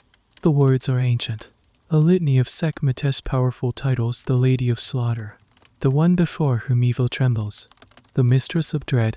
But then, the chant shifts, praising her protective qualities: the champion of the gods, the protector of the two lands, the one who wards off pestilence. The goal is to acknowledge her destructive power, to show it the proper respect, but then to gently redirect that power towards a protective, beneficial purpose. You are not asking the lioness to go away. You are asking her to be your guard dog, not your executioner. This ritual highlights a key aspect of Egyptian magic, known as hika.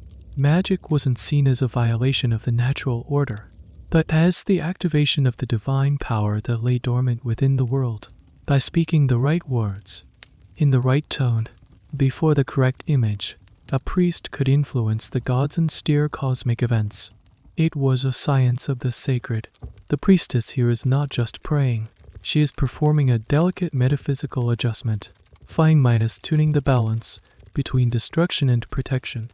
A fascinating and very specific, cold knowledge detail about the cult of Sekhmet is its connection to medicine.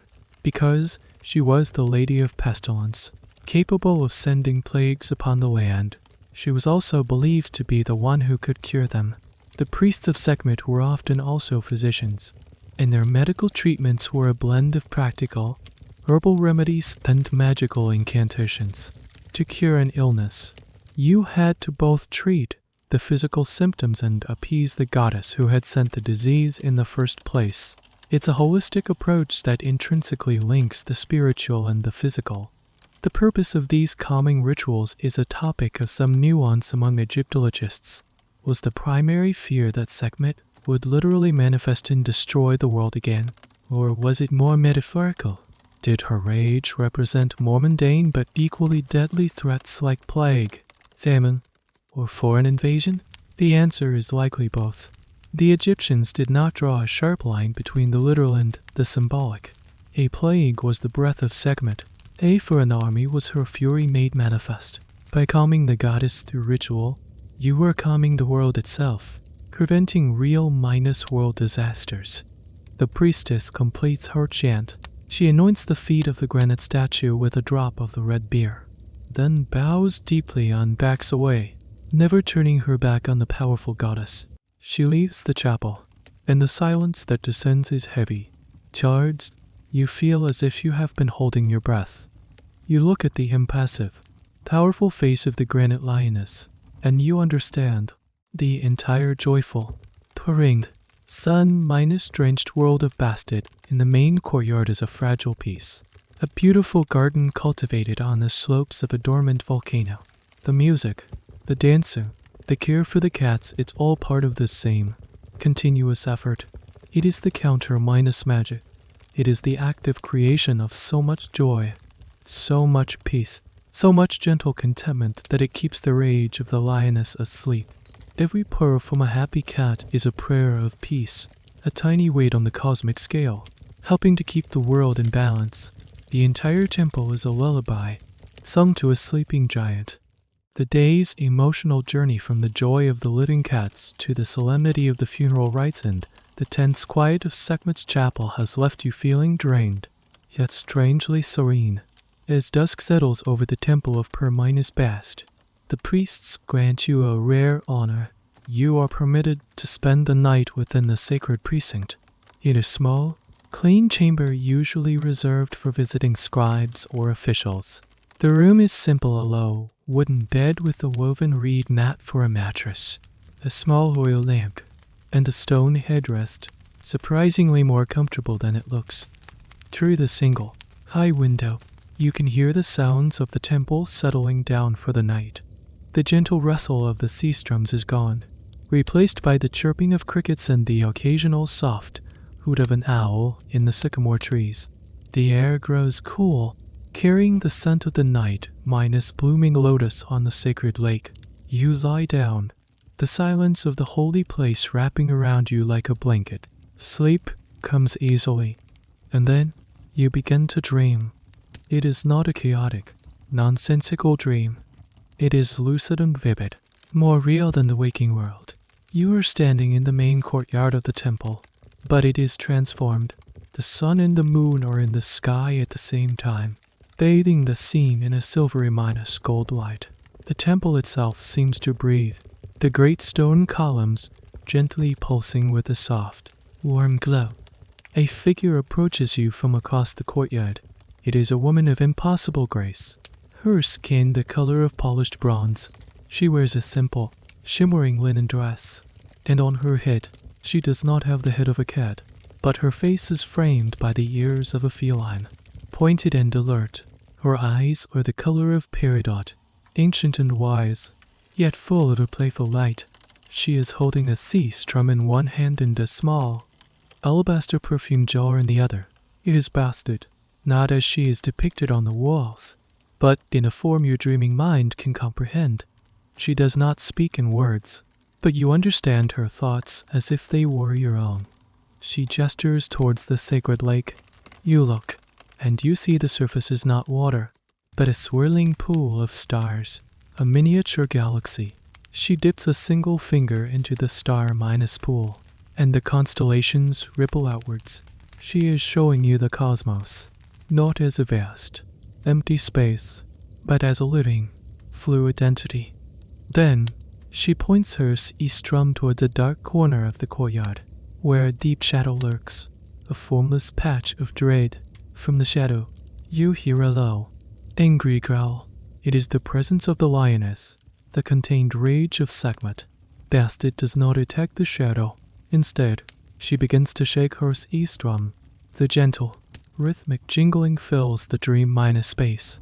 The sound is not a weapon that destroys the shadow, but a light that makes it recede, its edges softening. The growl subsides, replaced by a low, rumbling purr. Next, she opens the alabaster jar. A scent of incredible beauty fills the air, not just flowers or spices, but the smell of a sun minus warmed cat's fur, of fresh minus baked bread, of a newborn baby's skin. It is the scent of all good and comforting things. She anoints your forehead with a drop of the perfumed oil, and a feeling of profound peace washes over you, a sense of safety and belonging you have never felt before. This practice of dream incubation was a very real and important part of ancient Egyptian religious life. People with a problem and illness, a difficult decision, a desire for a child would travel to a temple and sleep within its sacred walls, a process known as incubation. They believed that in this holy place, the god would come to them in a dream and provide an answer, a cure, or a prophecy. The temples of Hathor, Imhotep, the deified architect and physician, and of course, Bastet, were famous for this. The dreams were then taken to a special class of priests, the masters of the secret things, who would interpret their complex symbolism. The symbolism in your dream is potent. The starry lake, the contained shadow, the soothing power of music and scent. It's a condensed version of everything you've learned. But what does it mean? Scholars who study ancient dream interpretation have a wealth of texts to draw from, including papier that are essentially dream dictionaries. These texts list various dream scenarios and their corresponding meanings. For example, dreaming of a large cat might mean you will have a large harvest. Dreaming of looking at your face in a mirror could be a bad omen, meaning you will take another wife. The interpretations are often not straightforward and require deep knowledge of mythology and wordplay. In your dream, Bastet finally turns her gaze directly to you. She offers you the C-strum. You hesitate, feeling unworthy.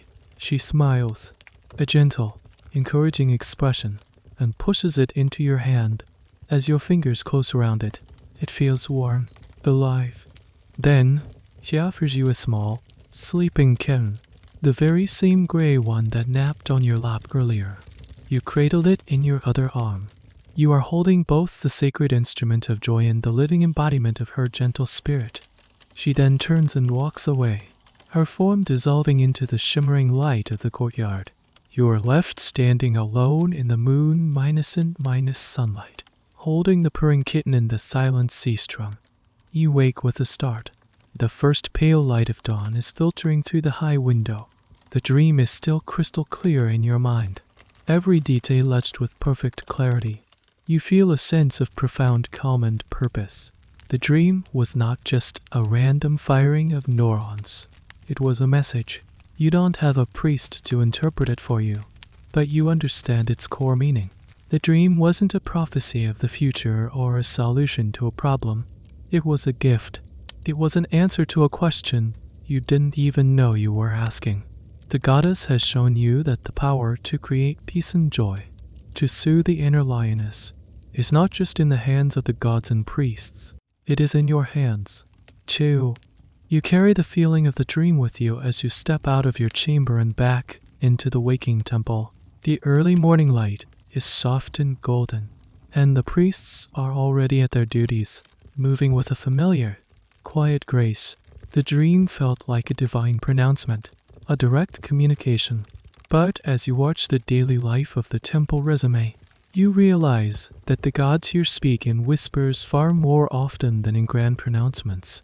The priests don't just wait for dreams. They are constantly watching, listening, and interpreting the subtle language of the sacred world around them.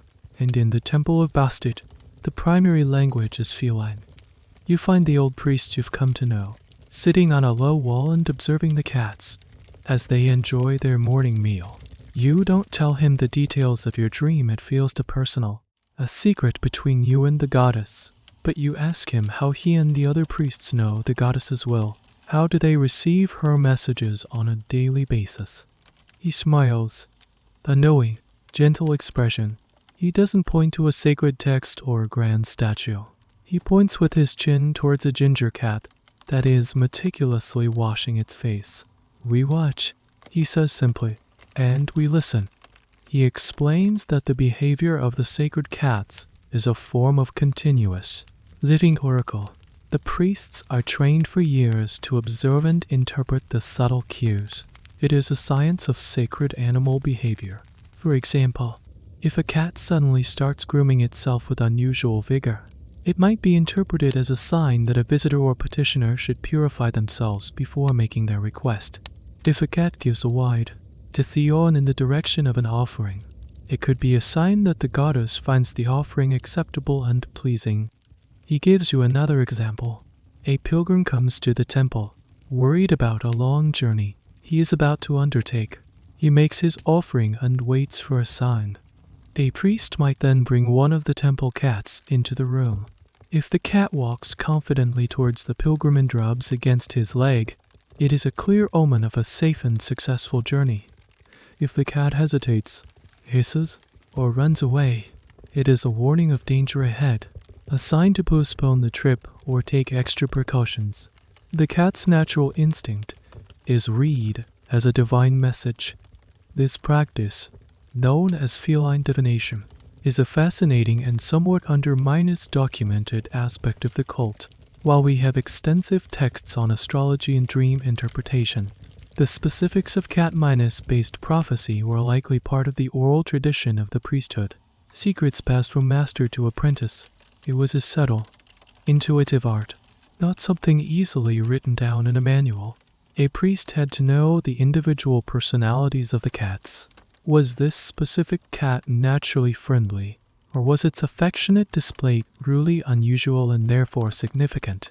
Was that other cat naturally shy, or was its fear a specific reaction to this person? This raises a classic chicken and egg question that historians debate. Did the Egyptians develop these interpretations because they already believed cats were divine? Or did they come to believe cats were divine because they observed their strange, seemingly prescient behaviors? For instance, it's a common piece of folklore that cats can predict earthquakes or storms, likely by sensing subtle changes in atmospheric pressure or vibrations in the ground. An ancient priest, seeing all the temple cats suddenly become agitated for no apparent reason just before a major sandstorm hit, would not see it as animal instinct. He would see it as a divine warning from Bastet. Their natural abilities were viewed through a lens of faith, transforming them into prophecy. The old priest shares a quirky, specific tidbit. He points to a cat napping in a patch of sun. Even her sleep is a message, he says. He tells you that the position in which a sacred cat chooses to sleep can be significant. A cat sleeping with its body curled into a tight ball might signify a need for protection and defense. A cat sleeping sprawled on its back, belly exposed, is a sign of immense peace and security. A message that the goddess is contented all is well with the world. A priest's morning duties would include a walk minus through the temple's napping population, taking note of the overall mood of the sleeping felines as a kind of divine weather report for the day. You spend the next hour simply watching the cats with this new knowledge in mind. You are no longer just seeing cute animals. You are looking for a language. You see a black cat sneeze, and the priest beside you murmurs, "Health to the one who is thinking of us." You see a kitten chase its own tail, and he chuckles, a warning against pointless endeavors. It's a playful, gentle, and deeply intimate form of communication. The gods are not distant beings shouting from the heavens. They are warm, purring presence, offering advice through a flick of an ear or the twitch of a whisker. You realize the genius of this belief system. It requires a state of constant, mindful attention to understand the goddess. You must be fully present in the moment, noticing the smallest details of the world around you. The rustle of a cat's paw in the sand, the way it follows a sunbeam with its eyes, the deep contentment of its slumber. These are the hieroglyphs of Bastet's sacred text, and the temple is the library where it is studied. Your dream gave you a grand, symbolic message, But the waking world, you now understand, is offering 1,000 smaller ones every single minute. You just have to be quiet enough to read them. Your time in the temple of Bast is drawing to a close, but before you leave, one final group of visitors arrives. Signaling the complex and interconnected nature of the ancient world, a small delegation of men, clearly not Egyptian, enters the main courtyard. They are dressed in fine, pleated linen tunics.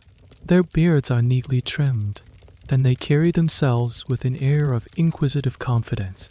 They are Greek traders or perhaps early philosophers from the rapidly rising cities across the Great Green Sea, as the Egyptians call the Mediterranean. They do not come with the boisterous energy of the festival pilgrims or the humble piety of the local farmers. They are here to observe, to learn, and to compare. They walk through the colonnades, their heads tilted back, marveling at the scale of the architecture. They speak to each other in their own tongue, their voices a sharp, melodic contrast to the softer sounds of the Egyptian language. You watch as a priest, one who has clearly been trained in the Greek language, greets them and begins to act as their guide. The lead Greek visitor points to a statue of the cat Minos, headed Bastet, and asks the priest a question. The priest listens, nods, and then replies. The old man who has been your companion throughout this journey stands beside you, translating the exchange in a low whisper. He asks the name of our goddess. The old priest murmurs, and our priest tells him she is Bastet. But the Greek then says, "Duh, so this is your Artemis." This moment is a perfect example of a process called interpretatio Graeca, or interpretation by means of Greek. When the Greeks encountered foreign gods, they didn't try to dismiss them or replace them. Instead, they tried to understand them by finding the closest equivalent in their own pantheon. They looked for shared attributes and functions. Artemis was the Greek goddess of the hunt, the wilderness, the moon, and a protector of young girls. While she wasn't a cat goddess, she shared with Bastet a certain wild, independent, feminine power and a protective role. For this Greek visitor, calling Bastet Artemis was not an act of erosure. It was an act of understanding, a way of fitting her into his own mental map of the divine world. The priest, in turn, is participating in this exchange. He doesn't correct the Greek visitor sternly. He might gently explain the differences, but he accepts the comparison. This cultural exchange went both ways. The Egyptians, too, would come to associate their gods with Greek ones, especially as Greek influence grew in the coming centuries under the Ptolemaic dynasty. This leads to a little minus known and fascinating piece of historical signaturist. The Romans, who would later conquer Egypt, did the same thing interpretatio Romana. They, however, did not associate Bastet with their version of Artemis Diana. They saw her primarily as a goddess of pleasure, music, and sensual joy, and therefore often simply called her the Egyptian Venus. So, depending on whether a Greek or a Roman was looking at her, the same cat goddess could be seen as a wild moon Minos goddess or a goddess of love. It shows how the perception of a deity can be colored by the cultural lens of the observer. The Greek visitors are, of course, fascinated by the cats. One of them, a man with a scroll and stylus, is trying to sketch one of the sleeping tabbies. He is clearly not used to the subject matter, and his drawing looks more like a small lion than a domestic cat. This is because, at this point in history, domestic cats were still relatively rare in Greece. They were an exotic, Egyptian import. The Greeks used domesticated weasels or ferrets for pest control. The idea of a semi-minus divine animal having the run of a temple is a source of endless fascination for them. The ongoing debate among historians is just how much influence these cultural exchanges had on the religions themselves. Did the association with Artemis subtly change the way later generations of Egyptians thought about Bastet? Did it emphasize her wilder, more independence eyed over her domestic, motherly one? It's difficult to say for sure. Religion is not a sealed system. It is porous, constantly absorbing and adapting new ideas from the cultures it comes into contact with. The Bastet of the Ptolemaic period, an era of Greek rule, was likely a more cosmopolitan goddess than the Bastet of the Old Kingdom. As the Greeks prepare to leave, their leader offers the priest a small silver coin bearing the image of an owl, the symbol of their goddess Athena. The priest accepts it graciously and, in return, gives the Greek a small, faience amulet of a sitting cat. It is a perfect, silent exchange. An owl for a cat, wisdom for joy. Each man is taking home a small piece of the other's world, a token of a god he is only just beginning to understand. Watching them leave, you feel a subtle shift in the temple's atmosphere. It no longer feels like an isolated sanctuary, a world unto itself. It is a destination, a point of connection on a vast, ancient network of trade, ideas, and faith. The purrs of Bastet's cats are not just heard on the banks of the Nile. Their echo is beginning to travel across the sea, carried in the stories of curious travelers who have come to see the land where people worship cats.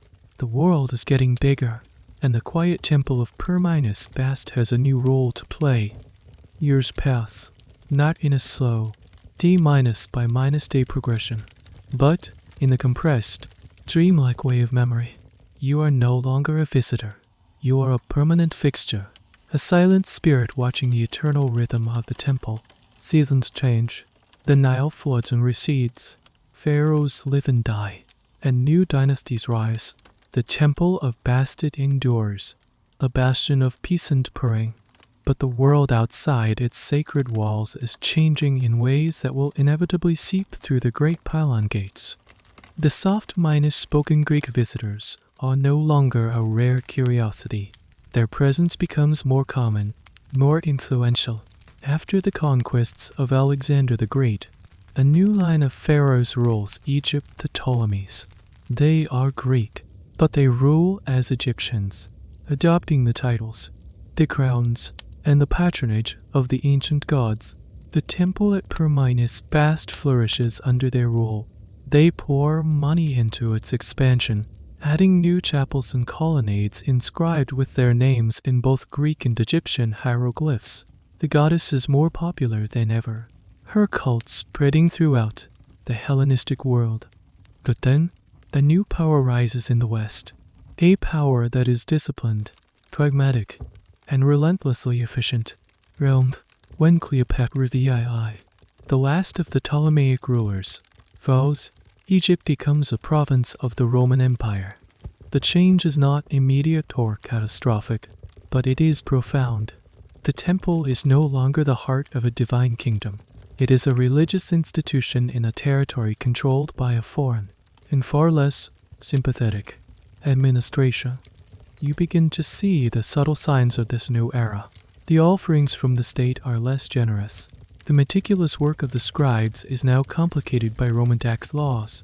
Roman soldiers, with their leather armor and iron swords so different from the bronze and linen of the Egyptian guards, walk through the courtyards. They are not hostile, merely indifferent. They look at the sacred cats not as divine beings, but as simple animals.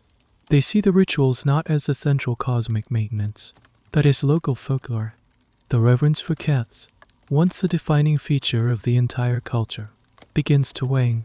The old law punishing the killer of a cat is no longer enforced with the same iron certainty, while the common people, especially in the countryside, still cherish their feline companions. The official, state-sanctioned sanctity begins to erode. A new religion is also taking root in the fertile soil of the Nile Valley. It speaks of a single, all-powerful God, and of his son who offered a final, ultimate sacrifice. At first, it is just a whisper in the back alleys of the great cities like Alexandria, but it grows with a fervent certainty that the old, fluid pantheon cannot match. The followers of this new faith, Christianity, have no room for a pantheon of gods. To them, the animal-headed deities of Egypt are not just false, they are demons. This brings us to a sad and often overlooked piece of history. The decline of the ancient Egyptian temples was not just a matter of quiet neglect. In many cases, it was an active and often violent process, as Christianity became the dominant religion of the Roman Empire. Imperial edicts were issued, formally closing the pagan temples. What had once been the spiritual centers of the world for 3 millennia were now outlawed. You witness the final days. The crowds of pilgrims have dwindled to a trickle. The workshops that produced the fine amulets and the cat mummies have fallen silent. The priests, now old men, try to maintain the daily rituals, but their hearts are heavy. Their chants echo in nearly empty courtyards. There is a feeling of a great light slowly dimming. The end comes not with a grand battle, but with a quiet, heartbreaking finality. One day, a Roman official, accompanied by a group of zealous monks, arrives at the temple. He reads a decree from the emperor. The temple of Bastet is to be closed, its rituals forbidden. The priests are ordered to leave. The monks stride into the sacred space, their faces grim. They see the statues of Bastet and Sekhmet not as our tour history, but as idols. They begin their work of purification, toppling the statues, defacing the reliefs on the walls, chiseling away the faces of the goddess. The saddest part is the cats. They don't understand the decrees or the theological disputes. They only know that the hands that once fed them are gone. The routines that governed their lives have been shattered. They scatter, some taken in by the few remaining faithful in the city, others left to fend for themselves, becoming stray and feral once more. The 1,000 napping rulers have lost their kingdom. The academic debate over the exact timeline and nature of this decline is complex. The transition was not uniform across Egypt. Some remote temples likely continued their practices in secret for decades, even centuries, after the official edicts. But the great state-sponsored cults, like that of Bastet and Bubastis, were systematically dismantled. The temple was stripped of its treasures. Its stones repurposed for new buildings. Its sacred spaces left open to the wind and the sand. You are left standing in the ruins. The great columns are broken. The sacred lake is choked with weeds. The walls are crumbling. The vibrant, joyful heart of the city has stopped beating. The only sound is the wind, whistling through the broken stones. It sounds like a long, sorrowful sigh. The light of the goddess, the one that soothed her father Ra and brought joy to millions, has finally been extinguished. The centuries drift by like windblown and the once great city of Bast becomes a series of mountains in the earth, a place of ruins known to the locals as Tel Basta. The grand temple of the cat goddess is buried, its secrets sleeping beneath layers of dust and time. The gods of Egypt are forgotten, their stories relegated to the realm of myth, their hieroglyphs an unreadable puzzle. The world moves on, but a memory cannot be truly buried. It can only lie dormant, waiting for the right moment to be reawakened. And so, you remain, a silent witness in the ruins, waiting. In the 19th century of the new era, a new kind of visitor arrives. They are not pilgrims or conquerors. They are archaeologists, scholars from Europe, armed with shovels, brushes, and an insatiable curiosity. They have learned to read the ancient glyphs, and they have come looking for the lost city of Bubastis, the one Herodotus wrote about so long ago. You watch as they begin to dig. It is a slow, painstaking process. They clear away the sand of ages, revealing the foundations of the great pylon gates. They unearth the stumps of the massive papyrus columns. They trace the outline of the sacred lake. They are like patient detectives, piecing together a story from the scattered clues left behind.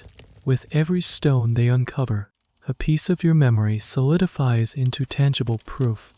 They find the broken statues, the toppled granite effigies of Bastet and Sekhmet. They carefully lift them from the earth, marveling at the skill of the ancient sculptors. They discover the catacombs. Their mouths agape at the sheer, unbelievable number of mummified felines. The world is stunned by the scale of the devotion they unearth. The forgotten goddess begins to stir from her long slumber. And with this rediscovery, something remarkable happens. The cats begin to come back, not the sacred temple cats of old, but their distant, humble descendants, stray cats, drawn to the activity and perhaps the lingering spirit of the place, start to make the archaeological site their home. They nap in the shade of a broken column. They hunt for mice among the ruins, and they watch the humans work with the same inscrutable, golden minus-eyed gaze as their ancestors. You see a young archaeologist, taking a break from her work, share a piece of her lunch with a small, striped tabby. The cat, at first cautious, eventually approaches and takes the offering. It's a small, simple moment, but it feels like the closing of a great circle, an echo of the very first act of kindness. When a fisherman in the marshes took in a litter of helpless kittens, the covenant between humans and cats, it seems, was never truly broken. The historical debate about the legacy of the ancient Egyptian religion is a fascinating one. For a long time, it was seen as a dead faith, a historical curiosity with no living tradition.